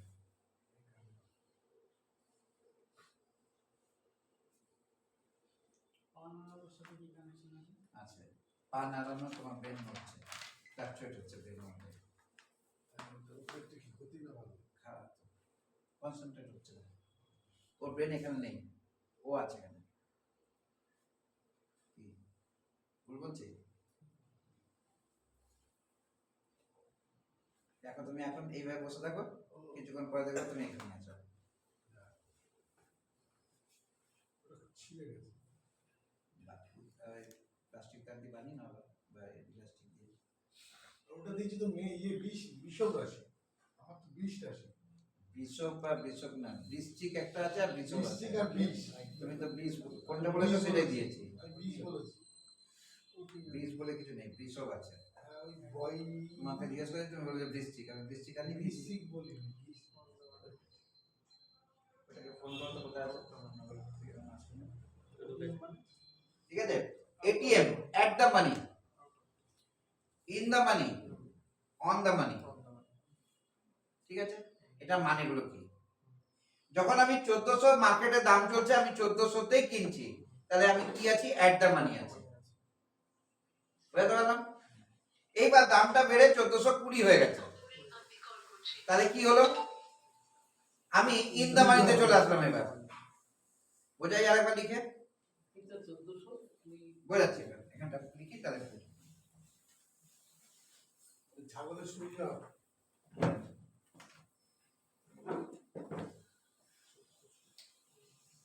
আমি রিলায়েন্সেরটা কিনেছি 1400 টাকা দিয়ে, 500 খানা লট আছে, কিনে রেখেছি সি, আর 1400 দি পিই কিনে রেখেছি। এখন মার্কেটে 1420 টাকা রেট চলছে, তাহলে আমি অ্যাট দ্য মানি কিনেছি, এটা কিনেছি তো আমি অ্যাট দ্য মানি। পরের দিন সকালবেলা এটা 1400টা 1420 হয়ে গেছে, সি, এটা মানে সিটা রয়েছে। হ্যাঁ, তাহলে আমি ইন দ্য মানি হয়ে গেছি না? কেন? 1400টা 1420 নিচে আছে তো, ভিতরে আছে তো, ইন দ্য মানি হয়ে গেছে। এইবার যেতে যেতে এটা বাড়ছে, যত নিচের দিকে 1440, 1460 এরকম বাড়ছে তো, বাড়ছে নিচে। আমার এই প্রিমিয়ামটা কিন্তু 60এরটা 62, 64, 67, 70 এই দিকে যাচ্ছে। ঠিক আছে, আর এই যে 48টা কি হচ্ছে? এবার এটা তো সিটা হলো, এবার পি পার্টটা দেখি। পি পার্টটা কি হচ্ছে? এখানে ইন দা মানি হয়েছিল, এটা আউট অফ মানি হয়ে গেল না, দূরে চলে যাচ্ছে তো। এবার ওই 48টা 47, 42, 40, 38 এক নাগারে পড়ছে, কেন? দূরে চলে যাচ্ছে তো জায়গার থেকে অনেকটা। তাই জন্য পুটে সবসময় লস বেশি মাত্রা হচ্ছে। এখানে দেখো 60 থেকে 70 মানে 10 টাকা বেড়েছে, আর এখানে 48 থেকে 38 10 টাকা কমে গেছে। এর দাম আগেও কম ছিল, এখনো কমে গেছে। তাহলে এই যে চেঞ্জেসটা চলছে এখন এইভাবেই। তারপরে হঠাৎ করে দেখা গেল কি, এইখান থেকে এসে এই 1480 চলতে চলতে হঠাৎ করে 1440 দেখে। ঠিক, এইটা এর থেকে এখনো ইন না আছে না, এটার দাম কিন্তু খুব বেশি হলে 66 অব্দি হবে। টাইম ডিকে গুলো কাটছে খালি। ঠিক আছে, প্রিমিয়াম চেঞ্জ আসছে না, কিন্তু এরটা অনেকটা কাছে চলে গেল না 1400, এটা কিন্তু কত হয়ে যাবে? 43। বুঝতে পারলাম ব্যাপারটা? এ কিন্তু 4 টাকা কমলো, আর এর কিন্তু 5 টাকা বাড়লো প্রিমিয়ামটা। কেন? ওর ততটা ওইদিকে চলে যাচ্ছে তো, আউট ছিল ওটা অনেক ইনের দিকে, অ্যাট দ্য মানির দিকে যাচ্ছে, যেহেতু এই সুবিধাটাও পাচ্ছে। ক্লিয়ার হলো? তাহলে এই জায়গাটা থেকে দাঁড়িয়ে যখনই আমরা অপশনে কাজ করব, অপশন সব সময় মোমেন্টাম গেম চলে। এর আগের দিনও বলছিলাম আমি, মোমেন্টাম। যদি মনে হয় যে আজকের মধ্যেই হয়ে যাবে, আজকের মধ্যে কাটিয়ে দাও, কালকের জন্য যাবে না। তাহলে তুমি যা পয়সা পাবে বানাতে পারবে সেটুকু আছে, আর যদি না করো, কালকের দিন সকালবেলা যদি একটু নেগেটিভ মারলো, ও নিচে পড়ে যাবে। হয়তো 4 টাকা নেগেটিভ মেরেছে, কিন্তু তোমার প্রিমিয়ামটা অনেকটাই নামিয়ে দিয়েছে। আর যদি কাজ করতেই হয়, লাস্ট পিসেতে করবে, লাস্ট ডেট ওই দিনে গিয়ে কাজ করো। তার সুবিধাটা কি আমি এখনই বোর্ডে লিখে দেখাচ্ছি। টাইমও খাবেন, এও খাবেন, লস হলে একবারে দিয়ে যাবে। না, ওইটা না, খালি উল্টো কথা।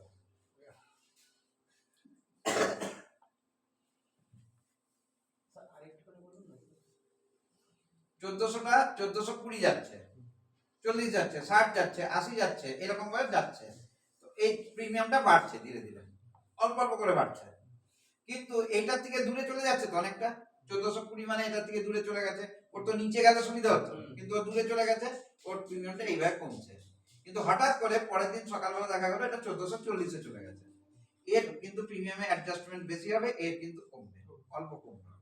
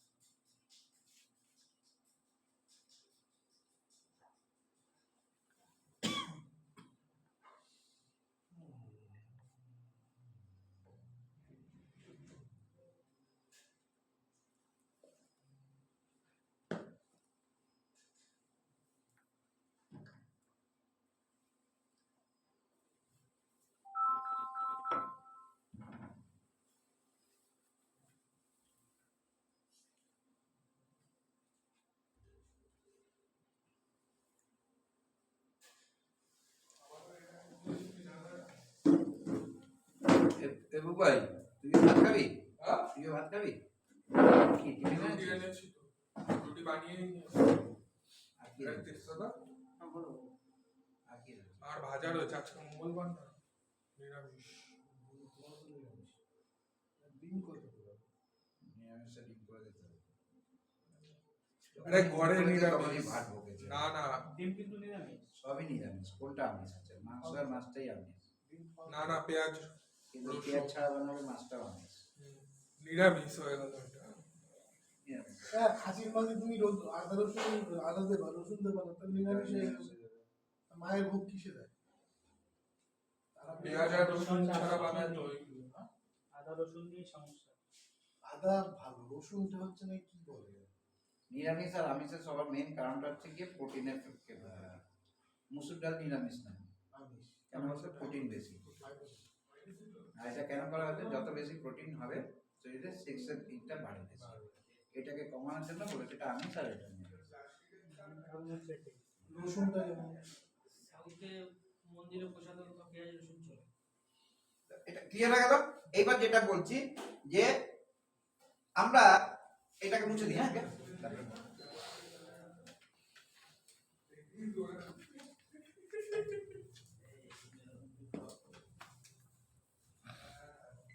দেখা গেল আমরা ফার্স্ট জানুয়ারি 2nd জানুয়ারিতে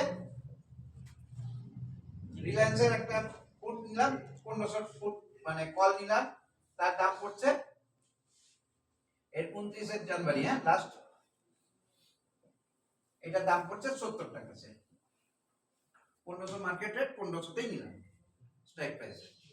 এইবার এইটাই যদি আমি 29 তারিখে জানুয়ারি মাসে নিই, 1500টা কাছাকাছি চলছে রেট, তখন এটার দাম চলবে 1 টাকা 80 পয়সা 90 পয়সা। বুঝলাম না, যেটা বলা হয়। এক্সপায়ারি এক্সপায়ারি ডেটটা কোনটা? এটা তো আমি প্রথম দিন কিনছি মাসে 70 টাকা প্রিমিয়াম লাগছে, 1500 টাকা দামই আছে, 1500 3-4 টাকা চলছে। আর ওই দিনও ওই 1500 3 টাকা 4 টাকাই চলছে। কিন্তু প্রিমিয়ামটা হচ্ছে প্রিমিয়ামটা নেমে গিয়ে 1 টাকা 90 হয়ে গেছে। আমি 1 টাকা 90 হিসাব করে লাগাবো। 1 টাকা 90 হিসাবে আমি 600 দাম বা 500 লট আছে, আমাকে ওই দামটুকু দিতে হবে। আমার কাছে টাইম কি আছে? 9টা 15 থেকে নিয়ে 3টে 15 অবধি। ঠিক, আমার ম্যাক্সিমাম টু ম্যাক্সিমাম ডুববে কত? 1 টাকা 90 পয়সা করে। আর এইখানে ছিল কি 70 টাকা। আমি এটা 2 টাকা ধরি একটা ক্যালকুলেশনের জন্য। তাহলে দেখো এই যে টাইমটা গেছে, 1500 টাকাটা 1500 টাকার কাছাকাছি রয়ে গেছে দাম। কত গেছে? 1490 টাকা থেকে নিয়ে 1570 টাকা অবধি গেছে পুরো মাসের মধ্যে। কিন্তু 70 টাকাটা নেমে 2 টাকা চলে এসেছে। তার মানে কি এই যে 68 টাকাটা, এটা কি ছিল?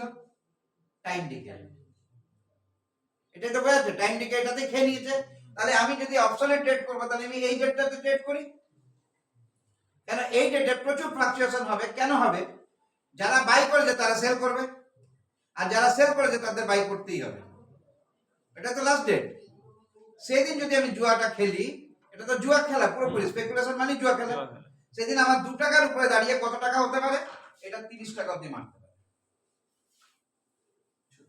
লস হলে লস হলে 2 টাকাই হবে। বুঝতে পারলাম ব্যাপারটা? তাহলে অপশন যারা অরিজিনাল প্লেয়ার ওরা সারা মাস ধরে কিচ্ছু করে না, ওই দিন বসে বসে সারা মাসের পুরো চার্টটাকে বানিয়ে ফেলে ঘরের মধ্যে, বানিয়ে ফেলে দেখে যে কোথায় বায়ার হচ্ছে, কোথায় সেলার হচ্ছে, কোথায় বায়ার হচ্ছে, কোথায় সেলার হচ্ছে, ও যেটা দেখে সেটার এগেইনস্টে কাজ করে দেয়। কাজটা করে চুপচাপ বসে থাকে। এবার 2 টাকা করে 1000 শেয়ারের দাম, 2000 টাকা আটকালো। 7 টাকা করে 1000টা শেয়ারের দাম, 7000 টাকা আটকালো। ও সারা দিনের জন্য 10,000 টাকা লস করতে রাজি আছে। এই সারা মাসে ওই একটা নিয়ে বসবে, এবার চুপচাপ বসে থাকবে। এবার কি করবে? 2 টাকা কিনে নিয়ে ওটাকে 18 টাকা দাম লাগিয়ে রেখেছে। বুঝা গেল? 18 টাকা মানে 9 গুণ হয়ে গেল টাকা। ও জানে এটা 30 টাকা যাবে, কিন্তু তারপরে 18 টাকা লাগাবে। কেন? ও 50% আগে বেরিয়ে যাবে। কারণ এখানে ওর কি হলো, পুঁজিটা বেরিয়ে আসলো তো। আবার ওই সময় দাঁড়িয়ে যেই জিনিসটার দাম তখন ছিল 7 টাকা সকালবেলা, 1:30 নাগাদ ওই দামটা কত হয়ে যাবে? 2 টাকা 3 টাকায় চলে আসবে কি আসবে না? আবার অন্য কোম্পানিটা ওইটাতে আবার পয়সা লাগবে।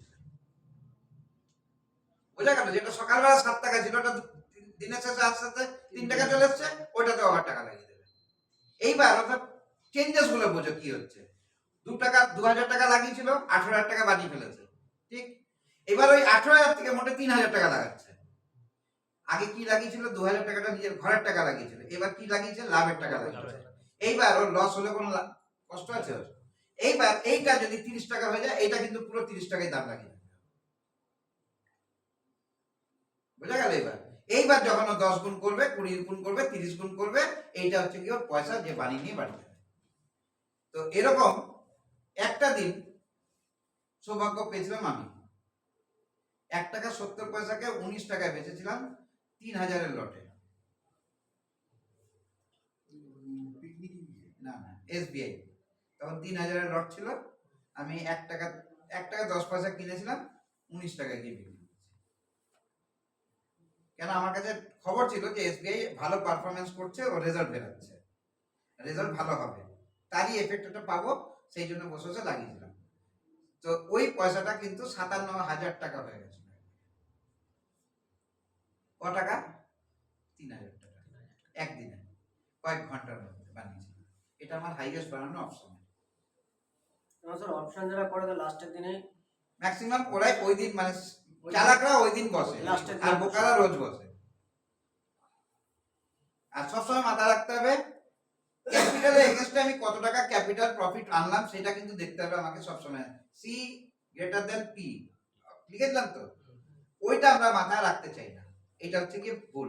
অপশন কিন্তু সবসময় ক্যাপিটাল থেকে প্রফিট বেশি হতে হয়, তাহলে অপশনে প্রফিট হবে।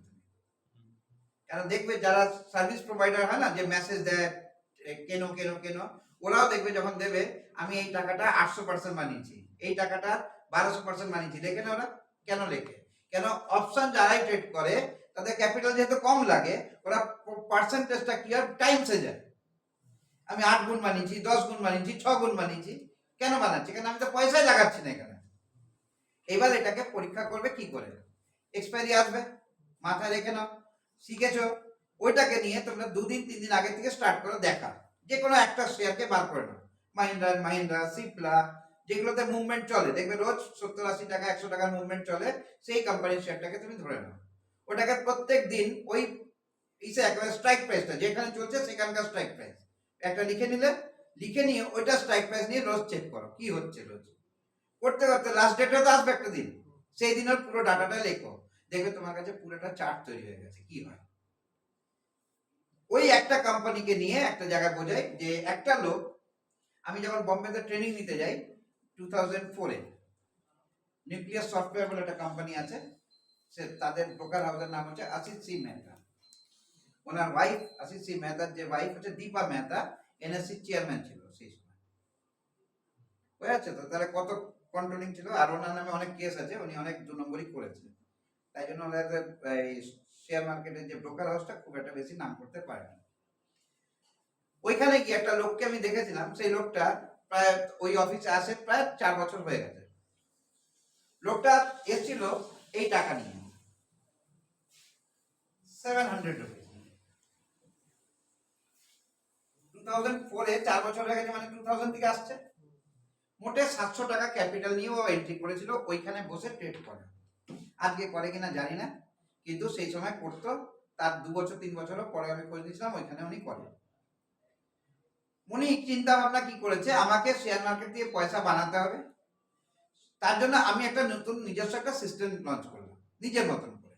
সেই সিস্টেমটা মার্কেটে কোথাও বিক্রি হয় না, কিন্তু ইউটিউব তো এখন সিস্টেম বিক্রি করে, স্ট্র্যাটেজি বিক্রি করে, ওই স্ট্র্যাটেজিটা কারোর কাছে নেই।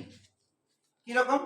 L&T বলে একটা কোম্পানির নাম আছে তো, L&T শেয়ারের দাম ছিল তখন 260 টাকা, ঠিক? ও প্রত্যেক দিন আসে 260 টাকা করে একটা শেয়ার কেনে, দুটো শেয়ার পায়, আর বাকিটা ব্রোকারেজ টোকারেজ দিতে হয়। ওইটাকেও 8 টাকা 9 টাকা প্রফিটে বিক্রি করে দিয়ে চলে যায়। প্রত্যেক দিন দুটো শেয়ার আসে, করতে করতে একদিন ক্যাপিটাল আসলে 800 টাকা হয়ে গেছে তো ক্যাপিটালটা, সেদিনও 3টে করে কেনে। এইরকম কিনতে কিনতে 4 বছরের মাথায় ও নিজের টাকায় কেনে 1200 খানা L&T, যার তখন দাম ছিল 900 টাকা। ক্যাপিটাল কত বানিয়েছে? কোনো টাকা ধার নেয় না, কিচ্ছু নেয় না কারোর কাছ থেকে। তাহলে আজকে 2025-এ এসে L&Tর দাম এখন কিন্তু প্রায় 28,000 টাকা, যদি স্প্লিট গুলোকে বাদ দেওয়া হয়। তাহলে এইখানে যদি 28,000-এর শেয়ার যদি ও 1,000 টাকা করে কেনা বেচা করে, তাহলে ওই 700 টাকার ক্যাপিটালটা কত গুণ হয়েছে খালি কেনা বেচা করে।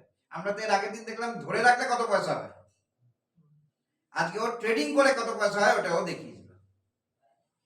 যে কোনো একটা কোম্পানিকে ও জানে, ওর কাছে একটা ডাটা রয়েছে কি L&T শেয়ারের মুভমেন্ট কখন হয়, 1:40 থেকে নিয়ে 2:40 অবধি। ও সকালবেলা কেনে না, কিচ্ছু করে না, ঠিক ওই 1:40-এর আগে কেনে আর 2:40-এর মধ্যে বেচে দেয়। আর 260 টাকার মধ্যে যদি ও 5 টাকা 7 টাকা করে প্রফিট করে, নেট প্রফিট, ও কি প্রফিট হচ্ছে না?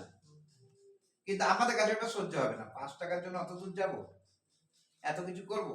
কিন্তু এখন তো মোবাইলে করা যায় কাজটা। তাহলে এখন করার জন্য সেরা জিনিসটা কি? ঠিক এই স্ট্র্যাটেজিটাকে যদি কাজে লাগাতে হয়, নিফটি 20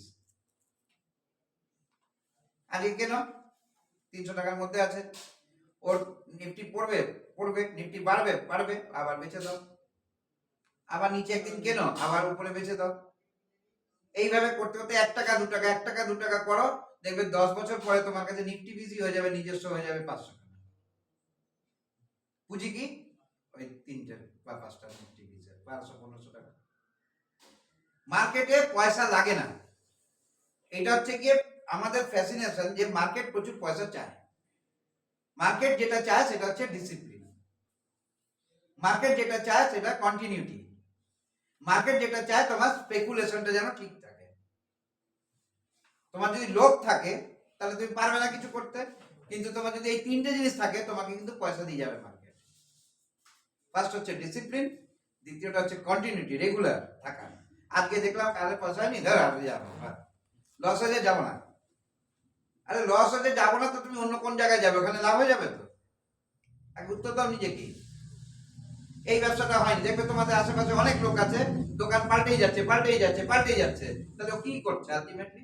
ওর কাছে প্রচুর জ্ঞান হয়ে গেছে, কিন্তু কোনো ব্যবসায়ী নেই। লস হচ্ছে, একটা দিন পরে লস 0 হয়ে যাবে, কিন্তু সেই দিন থেকে ফার্স্ট প্রফিট হওয়া স্টার্ট হবে। সেই রকম অনেক দোকানদার নেই আজকে দাঁড়িয়ে গেছে যারা। তোমাদের এলাকায় নহাটার মধ্যে অনেক ব্যবসাদার আছে যারা দাঁড়িয়ে গেছে আজকে। তোমার ওখানে হরিণঘাটা বেল্টের মধ্যে অনেক ব্যবসাদার আছে দাঁড়িয়ে গেছে, আবার যারা আছে অনেকে ডুবেও গেছে। ওই যে ব্যবসা চেঞ্জ করে যাচ্ছে, লাভ হচ্ছে না। তোমার যদি ব্যবসা ঠিক থাকে, লাভ হয়তো নাই হতে পারে 4 দিন 5 দিন 6 দিন, 1 বছর 2 বছর লাভ নাই হতে পারে, কন্টিনিউটি করো, দেখবে তোমার ব্যবসা লাভ দেওয়া হয়ে যাবে। কারণ কিছু তো ভুল হচ্ছে লস হওয়ার জন্য, সেই লসের ভুলগুলোকে ঠিক করে ফেলতে হবে, নাকি ব্যবসায় পাল্টে ফেলতে হবে। তাহলে যখন আমরা অপশনে যাব, তখন সবার আগে আমি যেহেতু জুয়া খেলতেই বসেছি, আমি অল্প পুঁজি নিয়ে ঢুকবো মার্কেটে। সেটার জন্য আমাকে কি করতে হবে, এই মাসে বসে আমি যে কোনো একটা কোম্পানিকে বেছে নিলাম, তার একটা স্ট্রাইক প্রাইস ঠিক করে নিলাম, ওই স্ট্রাইক প্রাইসের উপরে দাঁড়িয়ে থেকে আমি খালি ট্রেডটা করবো, দেখবো চেক করতে কত সময় লাগে। আজকে সকাল রাত বিকাল বেলা বসবো, আজকে ডাটা পেয়ে যাবো, কালকে বিকাল বেলা বসবো, কালকে ডাটা পেয়ে যাবো, পরশুদিন বিকাল বেলা বসবো, পরশুদিন পেয়ে যাবো। এই তো 5 দিন বসতে হবে, করে ঠিক একদিন 29 তারিখও চলে আসবে। 29 তারিখে সকালবেলা আমি ডিসিশন নেবো যে মার্কেট হচ্ছে এটা যেতে হবে, টাকা লাগাচ্ছি না কিন্তু, এটা পেপার হচ্ছে পুরো। এই জায়গাটাতে এন্ট্রিটা নিতে হবে আর এই জায়গায় এক্সিট করতে হবে। তাহলে এইটার দাম হচ্ছে এখন এইটা, আমার পুঁজি লাগতো এইটা, আমি এই জায়গায় ছেড়ে দেবো, লিখে রাখো, দেখো কতক্ষণে ই করে। এবার যদি তুমি রোজ দেখো একটা কোম্পানিকে দেখে, তুমি দেখতে পারবে ওর মুভমেন্টটা কোন টাইমে হয়। ওই শেয়ারটার মুভমেন্ট একটা টাইম আছে, ও সকালবেলা হয়তো 11টার সময় হয়, কোনোটা হয়তো 3টের সময় হয়, কোনোটা হয়তো 1টার সময় হয়, প্রত্যেকটা শেয়ারের টাইম আছে নিজস্ব, ওই টাইমে ও মুভমেন্ট করবে। অন্য সারা সময় যাই করুন না কেন, ওই সময় মোমেন্টামটা আছে, ওই সময় স্ক্যালপিং হয় ওই কোম্পানিগুলোতে।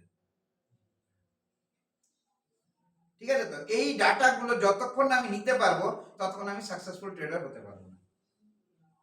এইগুলো কিন্তু কোনো ইউটিউবার বলবে না, কিচ্ছু বলবে না, কারণটা কি, ওর তাদের চ্যানেল বিক্রি হবে।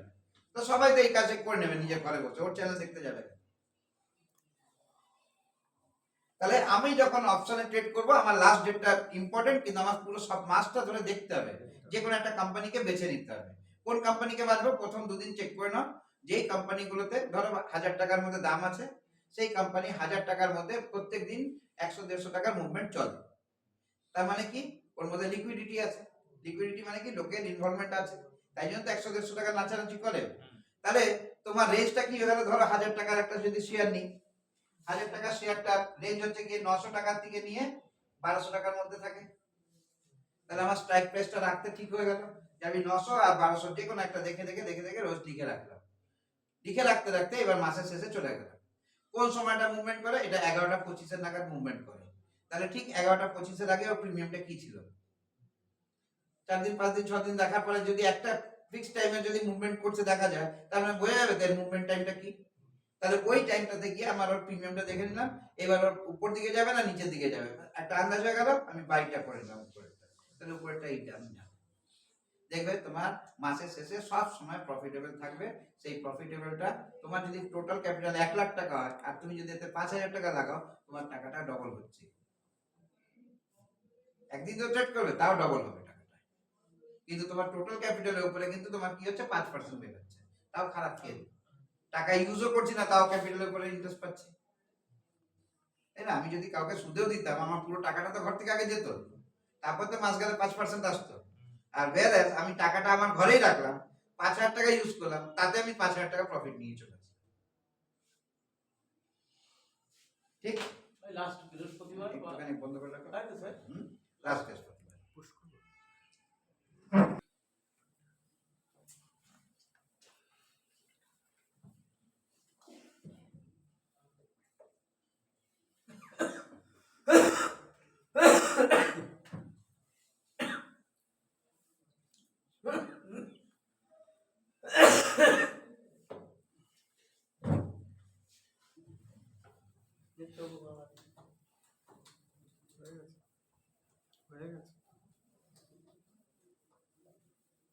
আমি পরদিন থেকে না আমরা ক্যান্ডেল ঢুকবো, হ্যাঁ এবার টেকনিক্যাল টার্মস গুলোতে ঢুকতে হবে, এগুলো এখন ফান্ডামেন্টাল হয়ে গেল। শেয়ার খুবই ইম্পর্টেন্ট একটা জিনিস আমাদের লাইফে। আমি যদি এটাকে ভ্যালু দিই, তাহলে ও আমাকে প্রচুর গুণ বেশি ভ্যালু দিয়ে যাবে। আর আমি যদি ইগনোর করি, আমি ব্যাংকের আর মিউচুয়াল ফান্ডের ইনকাম নিয়ে বসে থাকতে হবে আমাকে, ওই 10 বছরের ডবল বা 6 বছরের ডবল এই নিয়ে বসে থাকতে হবে। আর যদি আমি শেয়ারকে বুঝতে পারি, সে আমাকে কিন্তু 1 বছরে ডবল দেওয়ার ক্যাপাবিলিটি বা 1 বছরের মধ্যে 8 গুণ দেওয়ার ক্যাপাবিলিটি রাখে। 1 বছরে 8 গুণ, পার্সেন্টেজ না কিন্তু। সেটা কিভাবে, এটা জানতে হবে আগে আমাকে। তাহলে সেই জানার জন্য যেটা করতে হবে, যখন শেয়ার নেওয়া হয় তখন ফার্স্টে করা হয় ওনারশিপ, আগে দেখে নেওয়া যায় তারপরে লেখা লিখি। ওনারশিপ, ওনারশিপ মানে কি, আমি মালিকানা নিচ্ছি। এবার ধরে নেওয়া যাক 1993, সবার লাইফে আসেনি এই ডেটটা, যার বয়স হয়নি এই জায়গা অব্দি, যার মানে কত 25 26 সাথে 33 হয়নি, তার এই ডেটটা আসেনি, কিন্তু নর্মালি আমার মনে হচ্ছে এই ঘরে সবারই এসছে। তাহলে 1993 তে একটা কোম্পানি আইপিও আনে, ইনিশিয়াল পাবলিক অফার। ইনিশিয়াল মানে প্রথমবার, পাবলিক মানে জনগণের কাছে, অফার মানে দেয় যে তোমরা নিতে পারো। 10 টাকা শেয়ারের দাম 95 টাকা করে, মানে কি 85 টাকা গুডউইল নিয়েছে। তাহলে কেউ যদি 100 খানা শেয়ার কেনে, তাকে দিত কত টাকা দিতে হতো? 85 ইন্টু 100 95 ইন্টু 100, 9500 টাকার ইনভেস্টমেন্ট, তাই তো? কিন্তু তখনকার সময় বলে দিয়েছিল 110টা করে শেয়ার কিনতে হবে সবাইকে, তাহলে এটা 10,000 টাকা হয়ে গেছে প্রায়।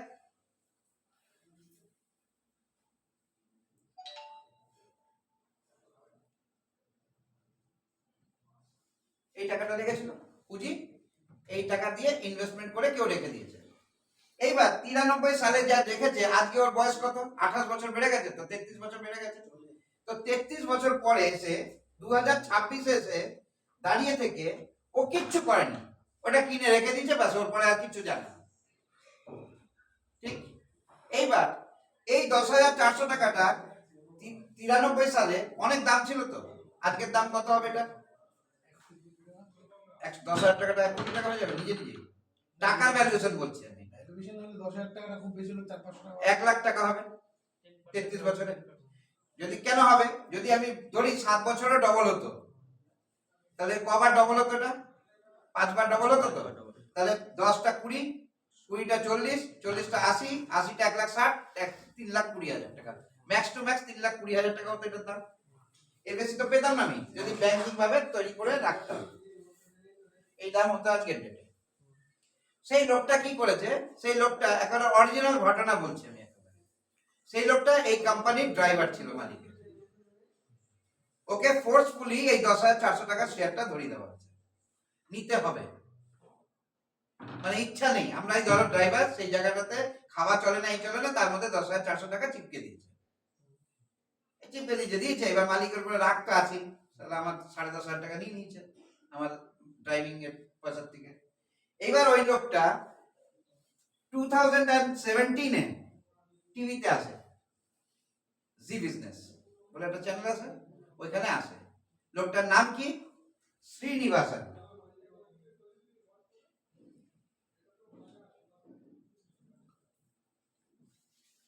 এখন আর ওই ইনফোসিসের মালিকের গাড়ি চালায় না, ওর নিজস্ব 8-9 খানা গাড়ি আছে এখন মার্কেটে, কোম্পানিগুলোকে ভাড়া দেয়, ও কোনো গাড়ি চালায় না। এসে বলছে আমার কাছে ইনফোসিস কোম্পানিটার নাম কি? ইনফোসিসের ইনিশিয়াল অফার আনার সময় আমাকে বাই ফোর্স কোম্পানির মালিক এই টাকা, এই শেয়ারগুলো ধরিয়ে দিচ্ছে। আমার কাছে এখনো সেই কাগজের রূপেই পড়ে রয়েছে ঘরের কাগজ, কিন্তু মাঝে মাঝে চিঠি আসে, চিঠিগুলো আমি বুঝি টুঝি না, এভাবে পড়ে রয়েছে। তো সেদিন 2017 সালে ওকে বলেছিল আপনি 19 তারিখে, মানে 17 তারিখে দাঁড়িয়ে, মানে দুদিন পরে ওকে বলে আপনি টিভিতে আরেকবার আসবেন, আমরা পুরো ব্যাপারটাকে দেখে টেকে নিয়ে আপনাকে বলতে পারবো, কারণ এখন বললে তার আমি ডাটা পাবো না কিছুই। দুদিন পরে আপনি আসবেন। তা আমিও প্রত্যেক বর্ষে ওই চ্যানেলটা দেখবো বলে ওই দিন অন্য কোনো কাজে যাইনি, বসেছিলাম। এবার ও 3 মিনিটের জন্য এসেছিল টিভিতে আরেকবার বাই ফোন। ওই 2017 সালে ওর এই যে 110 খানা শেয়ার ছিল, সেই শেয়ারের সংখ্যা হয়ে গেছে 11,970টার মতন না কতগুলো, ঠিক আছে? ওর নামে আনক্লেম ডিভিডেন্ড, মানে কি? ক্লেম হয়নি, সেই ডিভিডেন্ডের অ্যামাউন্ট হচ্ছে গিয়ে 11 লাখ টাকা, ঠিক? আর ওই দিনকার হিসাবে ওই শেয়ারের দাম হচ্ছে গিয়ে 1100 টাকা করে।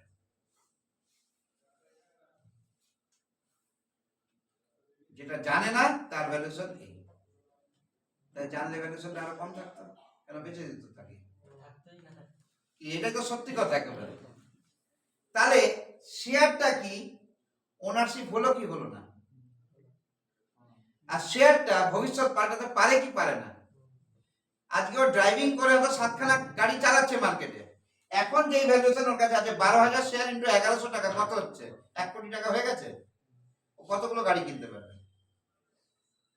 11 লাখ টাকা ওর আনক্লেম পড়ে রয়েছে। এটা 17 সাল থেকে এখন অবধি কোম্পানি 3বার আবার বোনাস দিয়ে দিয়েছে। তাহলে যদি ওই দিন থেকে এখনো ধরে রাখে, ওর কাছে এখন 40,000 শেয়ার আছে, আর শেয়ারের দাম 1600 টাকা। তাহলে কত হয়েছে? 5 কোটি হয়ে গেছে। তো আমরা টাকা বাড়ানোর জন্য রোজ দৌড়াচ্ছি। তাহলে ওনারশিপ অফ এ শেয়ার পুরো ভবিষ্যৎ পাল্টাতে পারে তো, কিন্তু তার জন্য টাইম লাগবে। এইবার দেখো ব্যাপারটা, এই 10,400 টাকাটা হয়ে গেছে 5 কোটি, তাই তো 33 বছরে।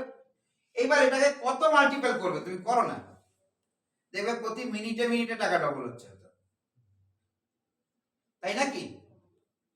তাহলে আমরা সুদের হার দেখি কি, ব্যাংক 7 টাকা দেয়, বাজারে সুদে আমি খাটালে 5 টাকা পাবো, বা কোনো কোম্পানিতে খাটালে 6 টাকা পাবো, এই তো দেখছি আমরা। তাহলে এইখানে কি আছে? কোথাও খাটাতে হচ্ছে, তাও পয়সা হচ্ছে, যেহেতু কোম্পানিটা ব্র্যান্ডেড কোম্পানি হয়ে গেছে। ইনফোসিস কি করে এটা জানা আছে কি? সফটওয়্যার। কার সফটওয়্যার বানায় জানা আছে? আজকে ভারতের লিডিং 7খানা কোম্পানি সফটওয়্যার, ব্যাংকের সফটওয়্যার ও চালায়, যার নামটা হচ্ছে পিনাকেল। পিনাকেল সফটওয়্যারটা গুগলে মেরে দেখো, এটা ব্যাংকিং সফটওয়্যার, পুরো এটা ইনফোসিস চালায়। কোন কোন ব্যাংক চালায়? ICICI, Axis, HDFC bank, Kotak Mahindra bank, SBI আর পাঞ্জাব ন্যাশনাল ব্যাংক। লিডিং ভারতের যে কটা ব্যাংকিং আছে তার কন্ট্রোলিং কার কাছে আছে? ইনফোসিসের কাছে। কেন পয়সা বানাচ্ছে বুঝতে পারছো? তারপরে আরেকটা কোম্পানি আছে সফটওয়্যার, সেটার নাম হচ্ছে এয়ারটেল। তাহলে টেলিকমেরও একটা লিডিং কোম্পানি ওর কাছে রয়েছে। এছাড়া বাজাজ ফাইন্যান্সের যেটা চলছে সেটাতেও ওরই সফটওয়্যার চলে, ইনফোসিস। তাহলে পাওয়ারফুল হতে গেলে নিজের বিজনেসকেও ঠিক করেছিল, আর শেয়ার প্রাইস ওকে প্রফিটেবল দাঁড় করিয়ে দিয়েছে। সেই কোম্পানির মালিকের নাম কি? মিস্টার নারায়ণ মূর্তি। ঠিক আছে? এই নারায়ণ মূর্তি প্রত্যেককে বুঝিয়েছে কোনো কাগজে দেখা যায় না, কোনো ফ্যাক্টরি নেই, কিছু নেই, তারও ব্যবসা করা যায়। এই জন্য আজকে পুরো ভারতবর্ষ, পুরো পৃথিবীকে 285 লাখ করোড়ের সফটওয়্যার বিক্রি করে প্রতি বছর। দুবাইতে তেলও এত টাকার বিক্রি হয় না যত টাকার আমাদের সফটওয়্যার বিক্রি হয়। আমেরিকা এমনি ভারতকে ভয় পায় না, কেন টোটাল সফটওয়্যার ভারত থেকে চায়। আজকে আমেরিকা অনেক কিছু করতে পারে, মেটা এই করেছে, কিন্তু সফটওয়্যার সব এই ফেসবুকের যে সফটওয়্যার ইন্ডিয়ানরা তৈরি করে।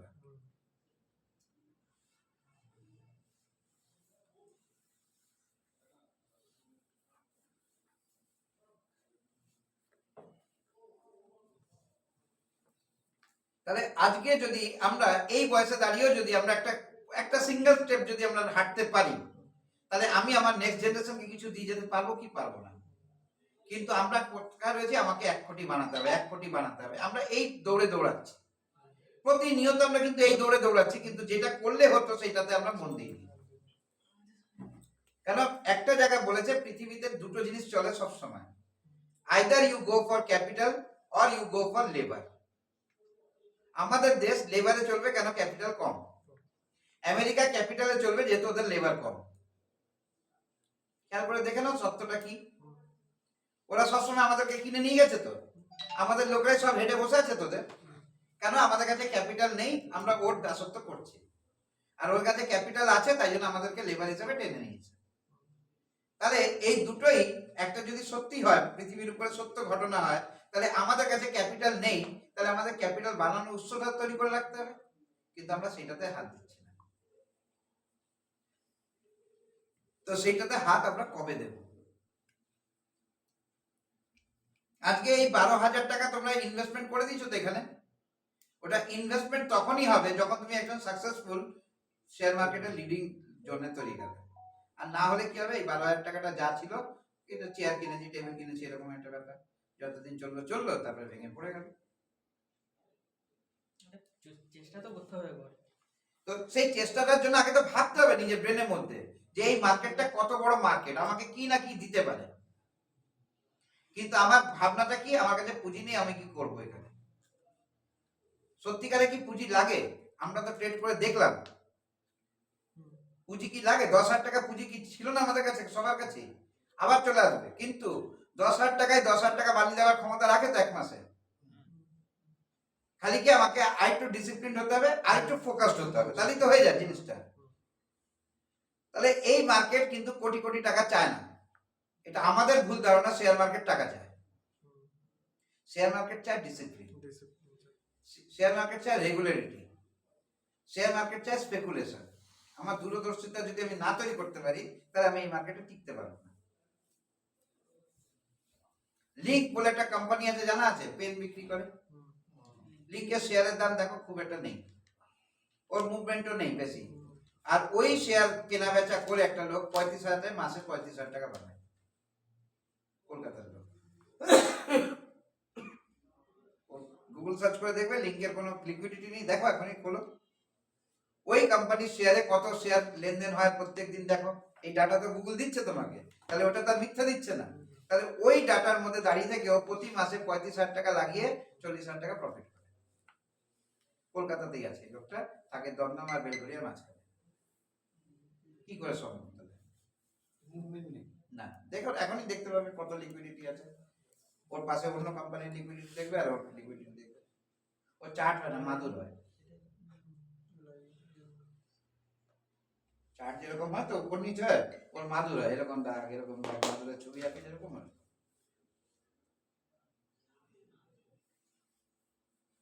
পেয়েছো? LINC, link share price.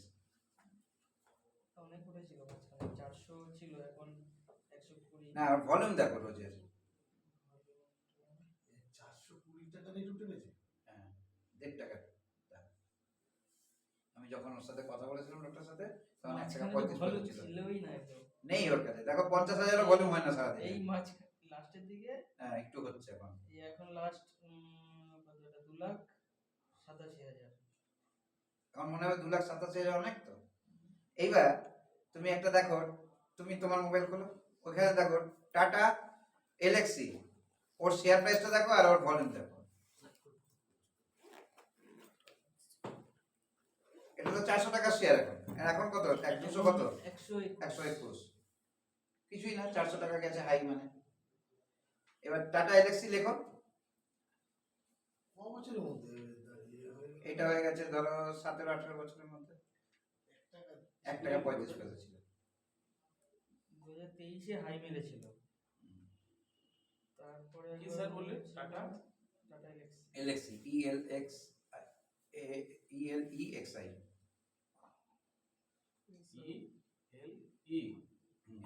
Share price with volume. দেখেন আগে শেয়ার প্রাইসটা দেখেন কত দাম। 9,000। এই তো এটা তো। দামটা কত? এটা তো 5,343। এইবার এর ভলিউম দেখো তো কত হচ্ছে, নিচে লেখা রয়েছে দেখো তো ভলিউম। 5,500 টাকা।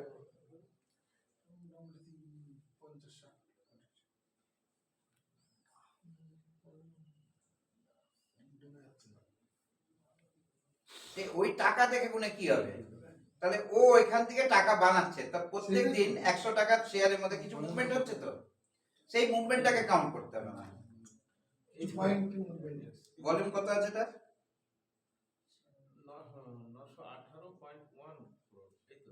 918 কোটি হয় 5,000 এর শেয়ার ভলিউম। তাহলে 2,000 ভলিউম কি 2 লাখ ভলিউম কি কোনো ভলিউম? না না এটা তাহলে ওইখানেও পয়সা বাড়াতে পারছে তো লোক, খালি স্ট্র্যাটেজি ঠিক থাকলেই হয়েছে। ওর বাইরে যায় না। 33.28 ভুল হয়েছে স্যার। সিআর 34 কোটি লেনদেন হয় প্রত্যেক দিন। 5,500 এর শেয়ারের লেনদেন 34 কোটি হয়। আর 100-150 লাখ 150 টাকা শেয়ারের লেনদেন 3 লাখ হয়। তাহলে লিকুইডিটি নেই তো ওই মার্কেটে, তাহলে ওইখান থেকেও লোক 40,000 টাকা দিয়ে সংসার চালাচ্ছে নিজের। আর অন্য কোনো কিছু শেয়ারে ট্রেড করে না। তা কি করে চলছে?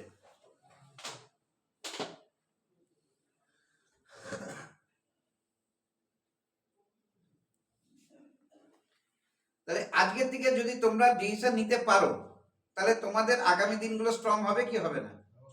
আমরা কি করছি, 500 টাকা কোথাও পেলে কোথায় পিৎজা খাবো, কোথায় বার্গার খাবো, কোথাও বউকে কিছু কিনে দেবো, এইসবের মধ্যে ব্যস্ত হয়ে যাচ্ছি, কিন্তু 500 টাকার একটা শেয়ার কিনে রাখবো সেটাতে ব্যস্ত নেই।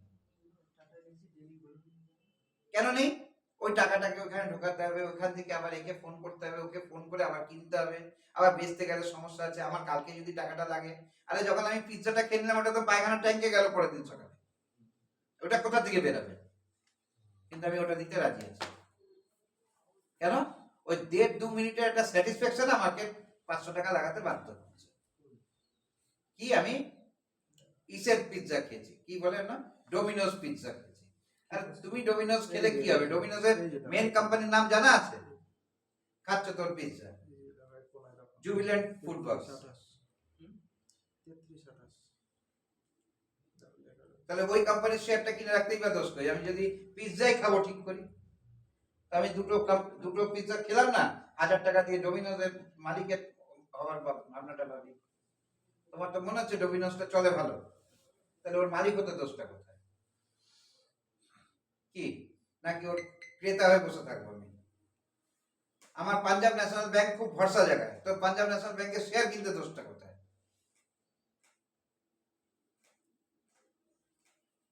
আমার খুব ভালো লাগে মাইক্রোসফট, তাহলে মাইক্রোসফটের শেয়ার কিনে বসে থাকবো, তাই নাকি? কিন্তু আমরা এটা করিনি। এবার আরেকটা পয়েন্ট বলি, যে পয়েন্টটা খুব দরকার তোমাদের আজকে, লাস্ট পয়েন্ট আমাদের ক্লাসের।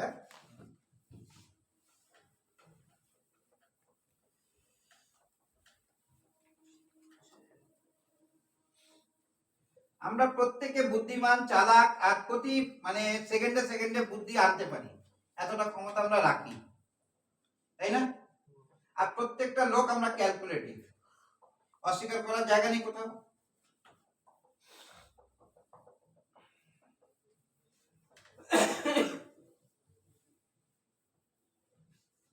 প্রত্যেকটা লোক ক্যালকুলেটিভ, এটা নিয়ে কোনো দ্বিধা নেই। আমরা প্রত্যেকটা লোক স্মার্ট, এটা নিয়ে কোনো দ্বিধা নেই। আমরা প্রত্যেকটা লোক শিক্ষিত, এটা নিয়ে কোনো দ্বিধা নেই। আমাদের কাছে প্রচুর বুদ্ধি আছে, এটা নিয়ে কোনো দ্বিধা নেই। কিন্তু একটা জিনিস নিয়ে দ্বিধা আছে, আমরা পয়সা বানাতে চাই কি? চাই আমরা, চাই। টেন্ডেন্সি আমাদের তাই। ইচ্ছেটা থাকা দরকার যে আমি কিছু বানাবো বা কিছু করবো। যদি সত্যি হতো তাহলে এতদিনে কিছু থাকতো। আমার তো সব কিছু।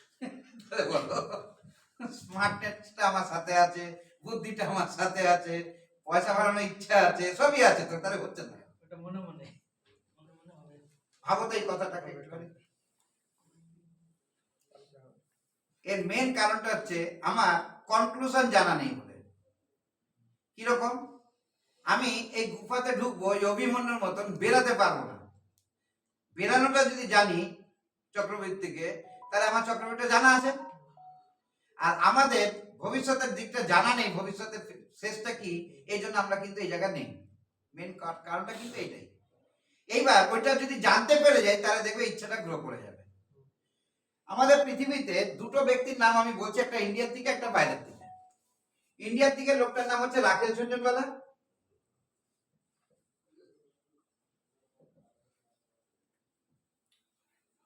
আর দ্বিতীয় জন হচ্ছে ওয়ারেন বাফেট।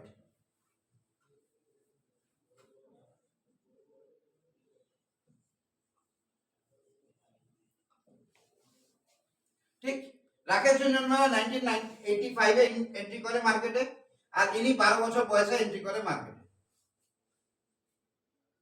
যখন রাকেশ ঝুনঝুনওয়ালা মার্কেটে এন্ট্রি করে তখন তার বয়স ছিল 21 বছর, আর এ যখন এন্ট্রি করে তার বয়স ছিল 12 বছর। আজকে রাকেশ ঝুনঝুনওয়ালার বয়স হচ্ছে 66, ডাইড 63, আর এই লোকটা এখনো বেঁচে আছে 86 এ। কেন লিখলাম এই কথাগুলো আন্দাজ করতে পারবে?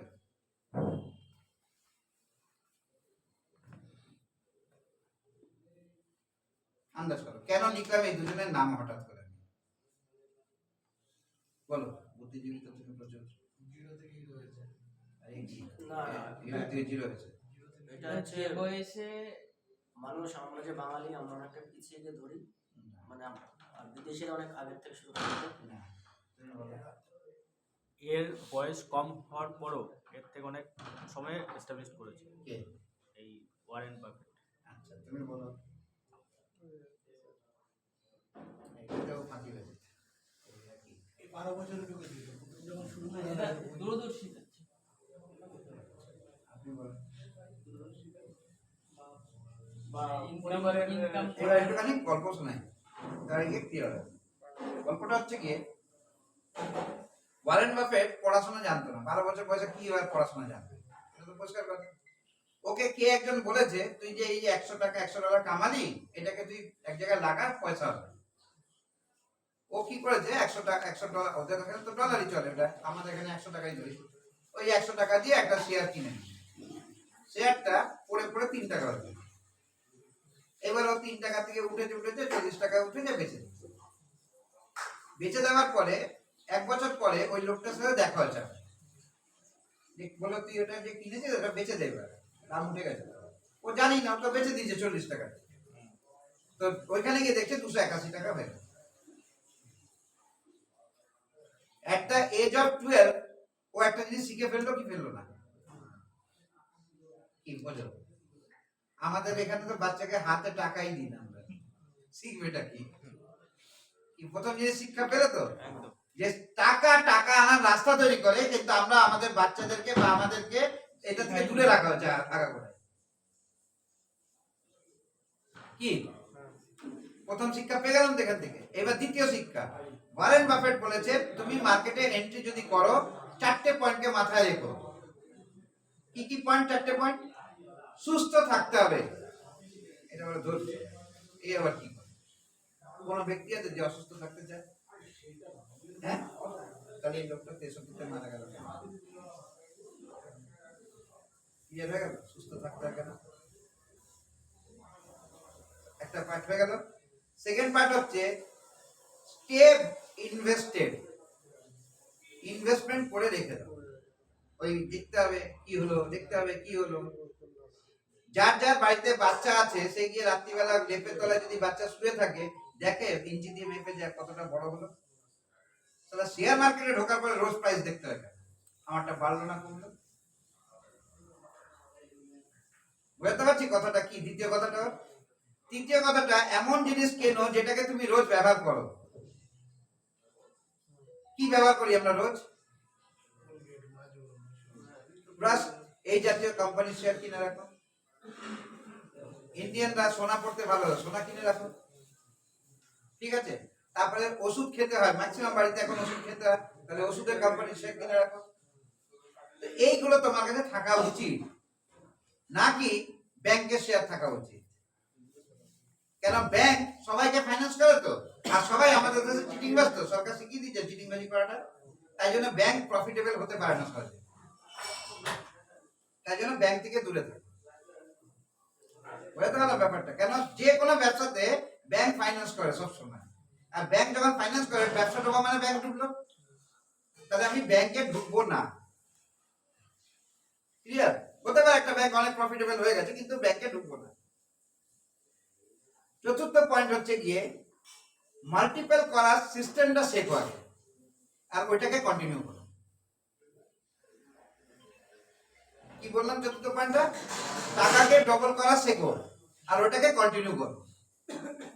এবার ওই ক্যালকুলেশনটা আমি দেখাই। আজকে 21 বছর বয়সে উনি প্রথম টাকা ইনভেস্টমেন্ট করলো, টাকা নিয়ে শুরু করলো। উনি যখন মারা গেছে তখন ওনার কাছে 45,000 কোটি টাকা ছিল। বিজনেস স্টার্ট করেছিল 5 লাখ টাকা দিয়ে। তাহলে 5 লাখ টাকাটা 45,000 কোটি আমাদের দেশে থেকেই হয়েছে তো। তাহলে ওনার কাছে কি ভগবানের কোনো মানে আমাদের কোনো মানে কুবের কোনো খাজানা বসে দিয়ে গেছিল? এই মার্কেট থেকেই করেছে তো। আপস এন্ড ডাউনস দেখে দেখেই তো করেছে। কতগুলো বছর নিয়েছে? 15 বছর 16 বছর ওইখানে, আর এখানে 25-23 বছর। তাহলে এতগুলো টাকা কি করেছে? আমরা প্রথমে বলবো চিটিংবাজি করেছে। আমরা তো এই মানসিকতা মানে যে একটু এগিয়ে গেলেই ও চিটিংবাজ, 2 নম্বরই, এইসব নিয়ে আলোচনা। কিন্তু ও কিভাবে করেছে এটা জানা কোনো চেষ্টা আমাদের নেই। তাহলে আমাদের ব্রেন আগেই পারমিট করে দিয়েছে ও চিটিংবাজি করেছে। আর শিখতে হবে না। তাহলে ও যদি প্রতি 3 বছরে টাকা ডবল করে, খুব ভালো জায়গা তো, 3 বছর টাকা ডবল, মানে আমরা তো এখন তো 1 মাসে করতে পারি, যাই হোক ওইরকম রোজ হয় না, কিন্তু ও 3 বছরের টাকা ডবল।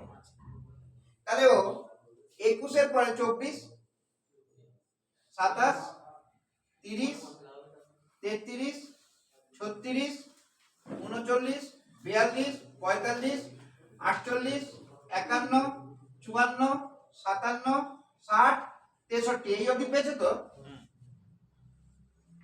তাহলে একটা এক্সাম্পল দিয়ে দেখি, তাহলে ক্লিয়ার হয়ে যাবে। ও যদি 10 টাকা নিয়ে আসতো মার্কেটে, তাহলে এই অবধি আসতে তো কত টাকা হতে পারে আন্দাজ আছে? স্যার ডবল ডবল হচ্ছে তো। হ্যাঁ, তা বলো কত হতে পারে, একটা আন্দাজই বলো রাফলি। 10 টাকা যদি নিয়ে আসে মার্কেটে স্টাডি করো স্যার 10 টাকা, আমি 10 টাকা দিয়ে ক্যালকুলেশন করি, এটা মাল্টিপল করাই যাবে টাকা দিয়ে। ওই গুনছো তুমি, আন্দাজে বলো আন্দাজে তো অনেক টাকা হবে। কত হবে বলো, সেটাই বলতে চাইছি। তা খুব খারাপ হলেও 10 টাকা যদি মার্কেটে 63 বছরে গিয়ে তা 2.5 লাখ টাকা, 2.5 লাখ, ঠিক আছে তুমি 2.5 বলো। লাখ টাকা হবে। এবার দেখি 20, 40, 80, 1.5 লাখ, 150 ধরলাম, 300, 600, 1200, 2400, 2400টা 4800, 5000 ধরলাম, 10, 20, 40, 80, 160, মানে 1,60,000 হবে, তাই তো? হলো। এবার 10 এর মাল্টিপ্যালে 1,60,000 কত গুণ হলো? সেটা তো ওটা ক্যালকুলেশন। হ্যাঁ? না, এটা দেখ তো, 16 লাখ, 1,60,000 ভাগ 10, 16,000 গুণ হয়েছে তো, 16,000। ঠিক। এবার এই 5,000 কে যদি আমি 16,000 গুণ করি কত হবে?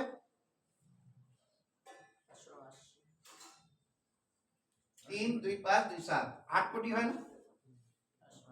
তাই বলছে তো হিসাব। তাহলে একটা জিনিস কি কনফার্ম হলো, ওর টাকা 3 বছরের অনেক আগে ডবল হতো। আমরা 3 বছরটাই অনেক মনে করছি, মানে খুব তাড়াতাড়ি হচ্ছে, সেখানে ওর টাকা কত তাড়াতাড়ি ডবল হতো ক্লিয়ার হচ্ছে কি এখন? তাহলে 45,000 কোটি টাকাটা একটা বড় মাইলস্টোন তো। এইবার কে ফিট বলেছিল তো বাফেট, ওয়ারেন বাফেট, তাহলে এর কতগুলো বছর ডবল হয়েছে এই সংখ্যাটা বার করতে পারবে? কতবার ডবল হয়েছে আন্দাজ করো তো। যদি 21 থেকে 63 এর মধ্যে এতবার ডবল হয়েছে, তাহলে এর কতবার ডবল হয়েছে এখন অবধি? 32,000 বার ডবল হচ্ছে। হ্যাঁ, 32,000 28 বার ডবল হয়েছে। তাহলে এই 28 বার যদি ডবল হয়, তাহলে টাকাটা এই ফিগারটা কোন জায়গায় গিয়ে দাঁড়াবে? কয়েক কোটিতে চলে যাবে তো। হ্যাঁ, এইবার এই টাকাটা এবার ইনটু করে দাও ডলার দিয়ে। এই জন্য ওর কাছে আজকে আছে 6 লক্ষ, মানে 600 লক্ষ কোটি টাকা, লক্ষ কোটি টাকা। ওই একমাত্র পৃথিবীর বোকা মানুষ যে এখন 32 লক্ষ কোটি টাকা ক্যাশ নিয়ে বসে আছে, আজকে 4 বছর ধরে কোনো জায়গায় ইনভেস্টমেন্ট করেনি, কোভিড এর পর থেকে। শুধু বসে আছে, কখন একটা সুযোগ পাবে। সুযোগ হবে। 32 লক্ষ কোটি টাকা ক্যাশ নিয়ে বসে আছে ওর নিজের কাছে, মানে একটা স্টেট চলে যেই পয়সা। আজকে 4 বছর ধরে উইদাউট ইনভেস্টমেন্ট এই টাকাটা ফেলে দিয়েছে। আমরা বোকা, আমরা চালাক, আমরা তো টাকা লাগিয়ে দিচ্ছি সব জায়গায়, আর ও বোকা 4 বছর ধরে ফেলে রেখেছে। এটা একটা কে জানি বেশ কথোপকথন বলেছিল যে মানে এমনি যদি রেখেও দিত 3% হলে হ্যাঁ, ওই টাকাতে কত টাকা হতো সুদেই, হ্যাঁ, কিন্তু ও তো ওই কিন্তু ওই জায়গায় করেনি। ব্যাংকে যাওয়া দরকার। না, ব্যাংকে যাবে, ওদের টাকা নিয়ে কোনো চাপ নেই। না ওই যে বলছে ব্যাংকে। না, ব্যাংকেও টাকা রাখতে ওয়ারেন বাফেট কি কি ব্ল্যাক রকটা চালায়? না, ওয়ারেন বাফেট হচ্ছে কি পুরোপুরি শেয়ার মার্কেট ইনভেস্টর, পৃথিবীর 1 নম্বর শেয়ার মার্কেট ইনভেস্টর। তার অ্যামাউন্ট 600 লক্ষ কোটি টাকা, মানে আমাদের ভারতের ইকোনমি থেকে ওর টাকা বেশি। পুরো ভারতবর্ষকেও 1.5 বার চালাতে হবে, বুঝতে পারছো? তার মানে 150 কোটি লোককে 225 কোটি লোককেও চালায়। ওর শেয়ারের দামটা কি এখন? 4 কোটির উপরে একটা শেয়ার। হ্যাথওয়ে আছে না, যেটা ওই কোম্পানিটার শেয়ার দাম হচ্ছে কি এখন 4 কোটি কিছু টাকা। টেবিল নাকি ওটা তো এইখানকার ওদেরটা, বাক্সার হ্যাথওয়ে। একটা শেয়ারের দাম 4 কোটি। ওকে জিজ্ঞেস করা হয়েছিল যে আপনার এই শেয়ার অনেকেই নিতে পারবে না, বলে আমিও তো চাই না সবাই আসুক। ওগুলো পয়সা পেলে দৌড়ে যেতাম লজেন খেতে। তাহলে এই 4টে পয়েন্ট কি আমরা মাথায় নিতে পারবো?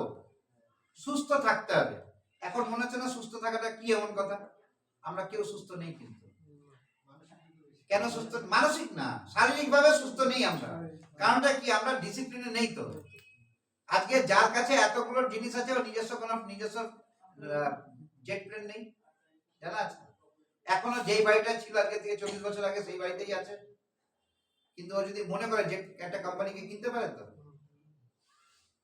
ওর একটাই মোবাইল চলে এখনো, ব্ল্যাকবেরি বলে একটা মোবাইল বেরিয়েছিল, সেই মোবাইল এখনো চালায়নি, ওর ঘরে ইন্টারনেট কানেকশন নেই। তাহলে এই লোকটা এত পয়সা বানালো কি করে? আর আমরা সাথে এত কিছু রেখে কিছু করতে পারছি না কেন? ডাইভার্টেড।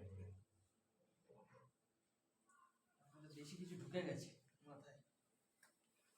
অপ্রয়োজনীয় জিনিসে ভর্তি, আমাদের ডাস্টবিন হয়ে রয়েছে। আর ওর কাছে প্রয়োজনীয় জিনিস আছে বলে ওর নিজেকে বানিয়ে যাচ্ছে। ওর কাছে একটা লোক, আমাদের ইন্ডিয়ান লোক, লাঞ্চ করতে গেছিল। সেই লাঞ্চ করার জন্য ইন্ডিয়ান কারেন্সিতে দিতে হয়েছিল 3.5 লক্ষ টাকা ওনাকে দিতে হয়েছিল। আমেরিকা অব্দি যাওয়া আসা খরচা আলাদা। খেতে গেছিল, ওনার সাথে লাঞ্চ করতে গেছিল। এ নিমন্ত্রণ করেছিল না, এ লাঞ্চের জন্য মানে অফার ছিল, সেই জায়গায় ও গেছিল 1 to 1 বসে লাঞ্চ করবে। লাঞ্চের পয়সাও এই দিয়েছে, যা খেয়েছে। কে এই পাগলটা? এই হবে। কে? এও যায় না। এই মার্কেটের মধ্যে কি হবে? রামদেব আগরওয়াল নামটা লিখে রাখো আজকে। মধ্যপ্রদেশ থেকে একটা চাষির বাড়ির ছেলে এসছে আমাদের বোম্বের মার্কেটে ইন দ্য ইয়ার 1990। 1 কোটি টাকা নিয়ে বাবার জমি জমা বেচে দিয়ে পালিয়ে চলে আসছে বোম্বে। 1 কোটি টাকা দিয়ে শেয়ার মেয়ার কিনেছে, শেয়ার মেয়ার কিনে নিজের 1990 থেকে 2025 35 বছরের জার্নি। ওয়ারেন বাফেটের সাথে বসে এসছে, আজকে প্রায় 16-17 বছর হয়ে গেছে। যখন ও ওয়ারেন বাফেটের কাছে গেছিল তখন ওর কাছে 123 কোটি টাকা পুঁজি ছিল, ওই 1 কোটি টাকা। তো কোন পাগলে ওকে বুদ্ধি দিয়েছিল যে ওয়ারেন বাফেটের সাথে গিয়ে বসো? 1 কোটিকে 123 গুণ করেছে তো, 123 কোটি টাকা আছে মানে। তাহলে ওর কোন দরকারটা আছে কোনো কিছু জ্ঞান নেবার কারোর কাছ থেকে? তারপরেও গেছে, গিয়ে ওর যতগুলো শেয়ার ছিল ওর মধ্যে থেকে 6টা শেয়ার রেখে বাকি সব বেচে দিতে বলেছে। ইন্ডিয়ার শেয়ার তাও বেচে দিতে বলেছে। আর যেগুলো বেচে দিতে বলেছে সেগুলো হাই পারফরমেন্স শেয়ার। আমরা বলে কেউ বেচতাম? একটা টাকা দিয়ে খেতেই যেতাম না? 3.5 লাখ টাকা ওকে দিয়ে, তারপর ফ্লাইট ভাড়া দিয়ে মোটামুটি 10-12 লাখ টাকা খরচা হয়েছে। উল্টো বুদ্ধি। আবার উল্টো বুদ্ধি। আবার উল্টো বুদ্ধি, যেখান থেকে পয়সা বাড়ছে সেটাকেই বেচে দিতে বলেছে। আর যেই 6টা শেয়ারকে রাখতে বলেছিল সেই 6টা শেয়ারই এসেও রেখেছিল। আজকে ওর কাছে 3270 কোটি টাকার পুঁজি, 1 কোটি টাকা। Is none other than Motilal ওসওয়ালের মালিক। নাম শুনতে পেরেছো? ব্রোকিং হাউসের 1 নম্বর ব্রোকিং হাউস কিন্তু মতিলাল ওসওয়াল। মতিলাল আগরওয়াল। তো এই হচ্ছে গিয়ে মতিলাল ওসওয়ালের একজন মালিক, রামদেব আগরওয়াল। এই কোভিডে খালি ওর পয়সা পড়ে গেছিল, শুনলে অবাক হবে, 2300 কোটি টাকাটা 1100 কোটি টাকা হয়ে গেছিল একদিনে। সেখান থেকে আবার কোভিডের পরে এখন দাঁড়িয়ে আছে 3270 কোটি টাকা 2023 এর রিপোর্ট। এখন কোথায় দাঁড়িয়ে আছে তাহলে? তাহলে ও পাগল ছিল তো, 10 লাখ টাকা খরচা করে ওয়ারেন বাফেটের সাথে বসেছিল। আর যেগুলো পারফরমেন্স নেই সেই কোম্পানির শেয়ারগুলো রেখে আজকে এই টাকা বানিয়েছে। ওগুলো রাখলে তো। তাহলে জিনিসগুলো বুঝতে হবে যে এক্সট্রা যতক্ষণ না তুমি কোনো ইনোভেটিভ কিছু লাগাচ্ছ বুদ্ধি, ততক্ষণ তোমার পয়সা হবে না কিন্তু। আর ইনোভেটিভটা কি? সাধারণ মানুষ যে জায়গায় ভাবে সেই জায়গা থেকে তোমাকে দূরে থাকতে হবে। আমরা কি ভাবি? আইটিআই মোড়ের পুজোটা সকাল সকাল দেখে আসতে হবে, সবাই এটাই ভেবেছে না? এই জন্য দ্বাদশীর দিনই ভিড়। খেয়াল করে দেখো, সবাই ভেবেছে দুধ পুকুরে দুধ সবাই নিয়ে যাচ্ছে, আমি এক জল নিয়ে যাই, প্লাস্টিকের জলেরই তো পুকুর হয়ে গেল। সবাই তো এটাই ভেবেছে কি? তো এই যে জিনিসগুলো এই মার্কেটে তোমার টাকা কতটা মাল্টিপল করতে পারবে তার জন্য তোমাকে একটা প্ল্যানিং লাগবে। সেই প্ল্যানিং এর উপরে দাঁড়িয়ে থেকে যদি স্ট্রিক্ট থাকতে পারো, তোমার কিন্তু একটা সময় পরে তোমার টাকাটা এমন জায়গায় দাঁড়াবে তুমি নিজেও ভাববে যে এরকম জায়গা হয় নাকি। নিতিন কামাত, আরেকটা নাম লিখে রাখা আছে। ইন দ্য ইয়ার 2002 ও পড়াশোনা কমপ্লিট করলো, গ্র্যাজুয়েশন, প্লেন গ্র্যাজুয়েশন কমপ্লিট করেছে, তারপরে বিটেক করতে কোথায় ভর্তি হয়েছিল, অর্ধেক পড়াশোনা করে পালিয়ে এসেছে। দুই বন্ধু মিলে ঠিক করলো যে আমরা এমন একটা ব্যবসা করি যে ব্যবসাটা কেউ করেনি আজ অব্দি। 17 দিন 18 দিন 19 দিন খাওয়া দাওয়া নেই, কিছু নেই, দৌড়ে বেড়াচ্ছে সবকিছু, কোনো ব্যবসায় খুঁজে পাচ্ছে না যেটা কেউ করেনি। দুজন মিলে খুঁজে পাচ্ছে না কোনো ব্যবসা, যে কোনো ব্যবসা কেউ করেনি, এরকম ব্যবসা নেই যেটা ভাবছে যাই কেউ না কেউ করেছে। এইবার ওরা ঠিক করলো যে এই ব্যবসাগুলো সবাই করেছে, কিন্তু আলাদাভাবে কোনটা করা যায়। এবার দেখো 17 দিন 18 দিন পরে সিস্টেমটাই পাল্টে দিল চিন্তা।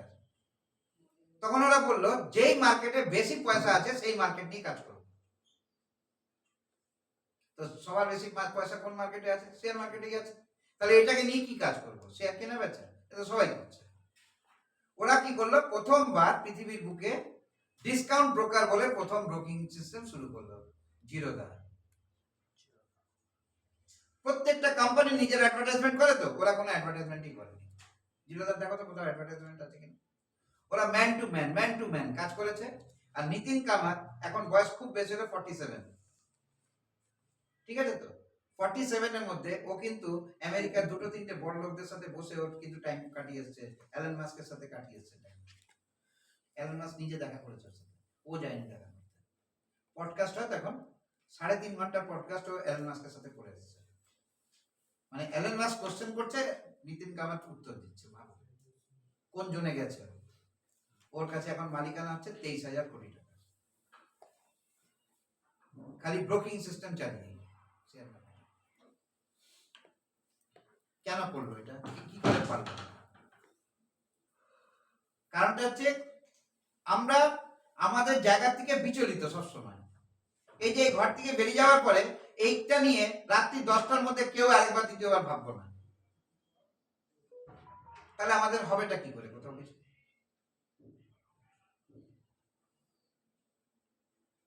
তাই নাকি? আমরা কি হবে, কালকে বাজারটা কি করতে হবে, কালকে এখানে গিয়ে কি করতে হবে, আমরা এই নিয়ে চিন্তিত সবাই বেশি। তাহলে আমরা আমাদের লাইফের প্রবলেম থেকে বেরিয়ে আসতে চাইছি না, কিন্তু আমরা চাইছি কোটিপতি হয়ে যাবে, লক্ষ লক্ষ টাকা আমার ঘরে উঠবে। কি করে উঠবে? তো এই ভাবনা চিন্তাগুলোকে যতক্ষণ না নিজের মধ্যে ম্যাচিউর করা যায় ততক্ষণ অবধি সাকসেস পাওয়া যায় না। কন্টিনিউ, আমি একটা জিনিস বলছি, কন্টিনিউ। তুমি একটা চার্টকে দেখা শুরু করো, গোল্ডেন চার্ট দেখা শুরু করো, কিচ্ছু জানো না, খালি চার্ট দেখছো, কনসেন্ট্রেট করতে হবে। দেখছি মানে ওই যে বলেছে দেখতে, আমি দেখছি কি দেখছি, লাল আর নীল, লাল আর নীল, এটা না, ওটা কিছু একটা কথা বলছে আমার সাথে, ওই কথাটা বোঝার চেষ্টা করতে হবে। দেখবে তোমার কোনো শিক্ষার দরকার নেই, তোমাকে চার্ট শিখিয়ে দেবে তোমাকে ট্রেড কোথায় করতে হবে। হয়তো সময় লাগবে বেশি, কিন্তু শিখিয়ে দেবে। এবার এটা কিভাবে দিয়ে দিই, পড়াশোনা যখন করেছো, প্রত্যেক বছর নতুন ক্লাসে উঠেছো, যদি ফেল না করে থাকো, তখন নতুন একটা বই এসছে, বইটাও কিন্তু পড়েছো। কোন বইটা? বাংলা বইটা। ইংলিশ বা সোশ্যাল স্টাডি বা সায়েন্স ওই বইগুলো কেউ পড়েনি। কিন্তু কেন পড়নি? সারা বছর এটা পড়তেই হবে, বাংলাটাও পড়তে হতো, কিন্তু বাংলাটা যেহেতু বুঝি সেই জন্য আমরা পড়েছি। ইতিহাস ওইগুলো বুঝি না বলে খালি ছবি টবি দেখে রেখে দিয়েছিলাম, মনে করো। যখন আবার টিচার পড়ানো শুরু করলো তখন আবার ছোট ছোট করে ইন্টারেস্ট গ্রো করলো। কি হয়নি আমাদের সাথে এগুলো? তাহলে আজকে আমি ছোট ছোট করে কথাগুলো বলছি, যদি ইন্টারেস্ট গ্রো করে তাহলে তো বইটা খুলতে হবে একবার। কিন্তু যদি বইটাই না খুলি,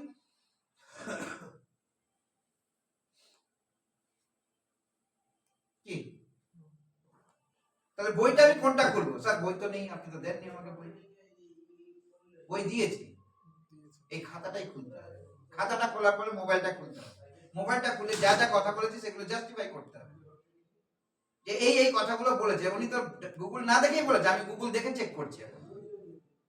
যদি গুগল দেখে চেক করার পরে এটা বেরায়, তাহলে আমার কথাগুলো সত্যি ছিল। তাহলে এই কথাটা যদি সত্যি হয়ে থাকে, তাহলে আমি কেন এর মধ্যে পিছিয়ে আছি?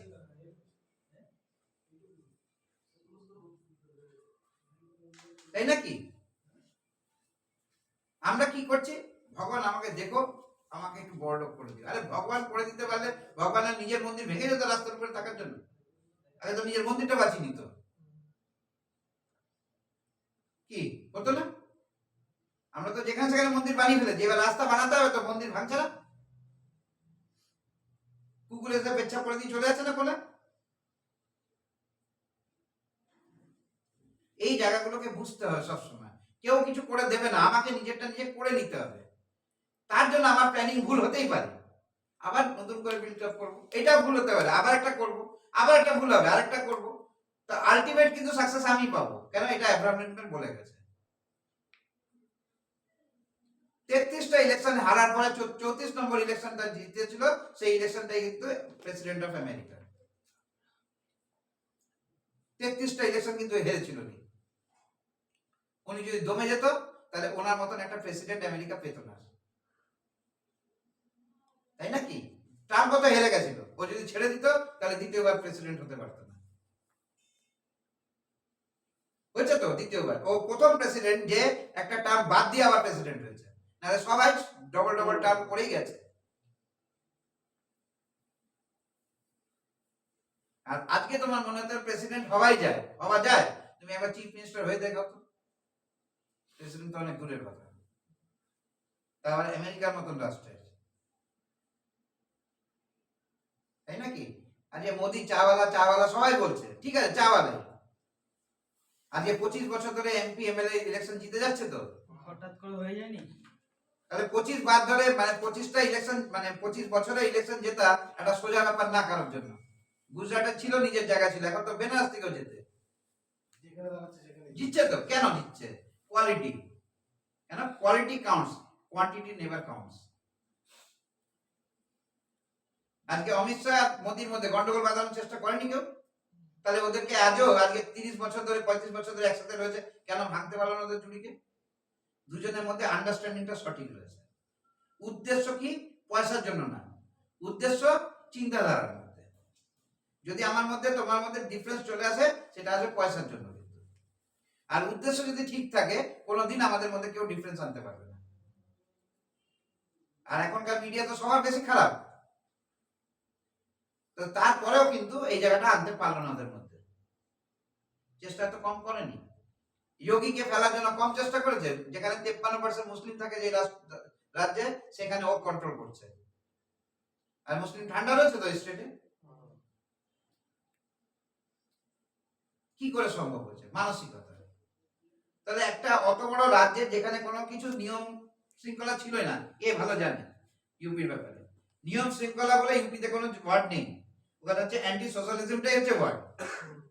ওখানে 12 বছরের ছেলে ডন হতে চায়, এখানে 12 বছরের ছেলেকে বন্দুক যদি দেয় প্লাস্টিকেরই, তাই নিতে চায় না। কি ঘটনা তো এটা? কিন্তু ওইখানকার ছেলেরা 12 বছর বয়সে একটা দুটো মার্ডার করে ফেলে। একটা সময় ছিল এরকম, কেন? আমি ডন হব। আর এখন ডনরা দেশ ছেড়ে পালিয়ে গেছে ওই রাজ্যে।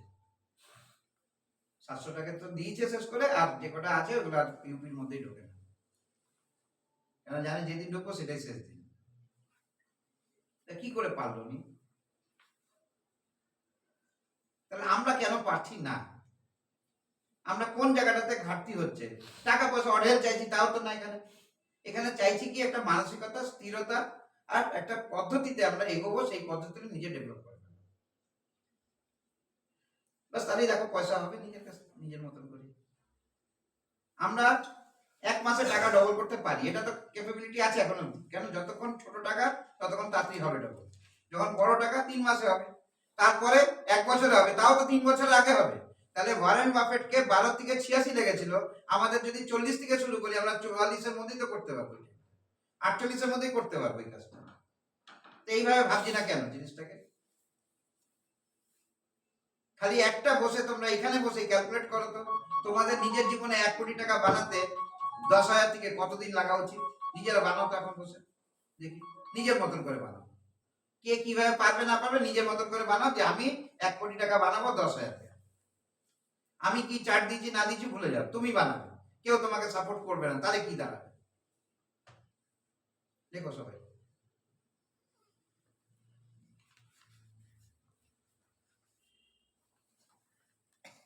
কথা বলে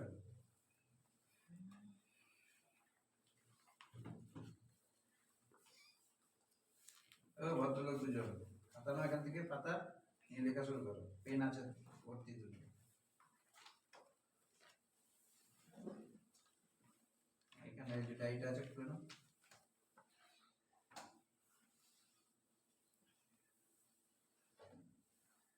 এটা বন্ধ করে দাও।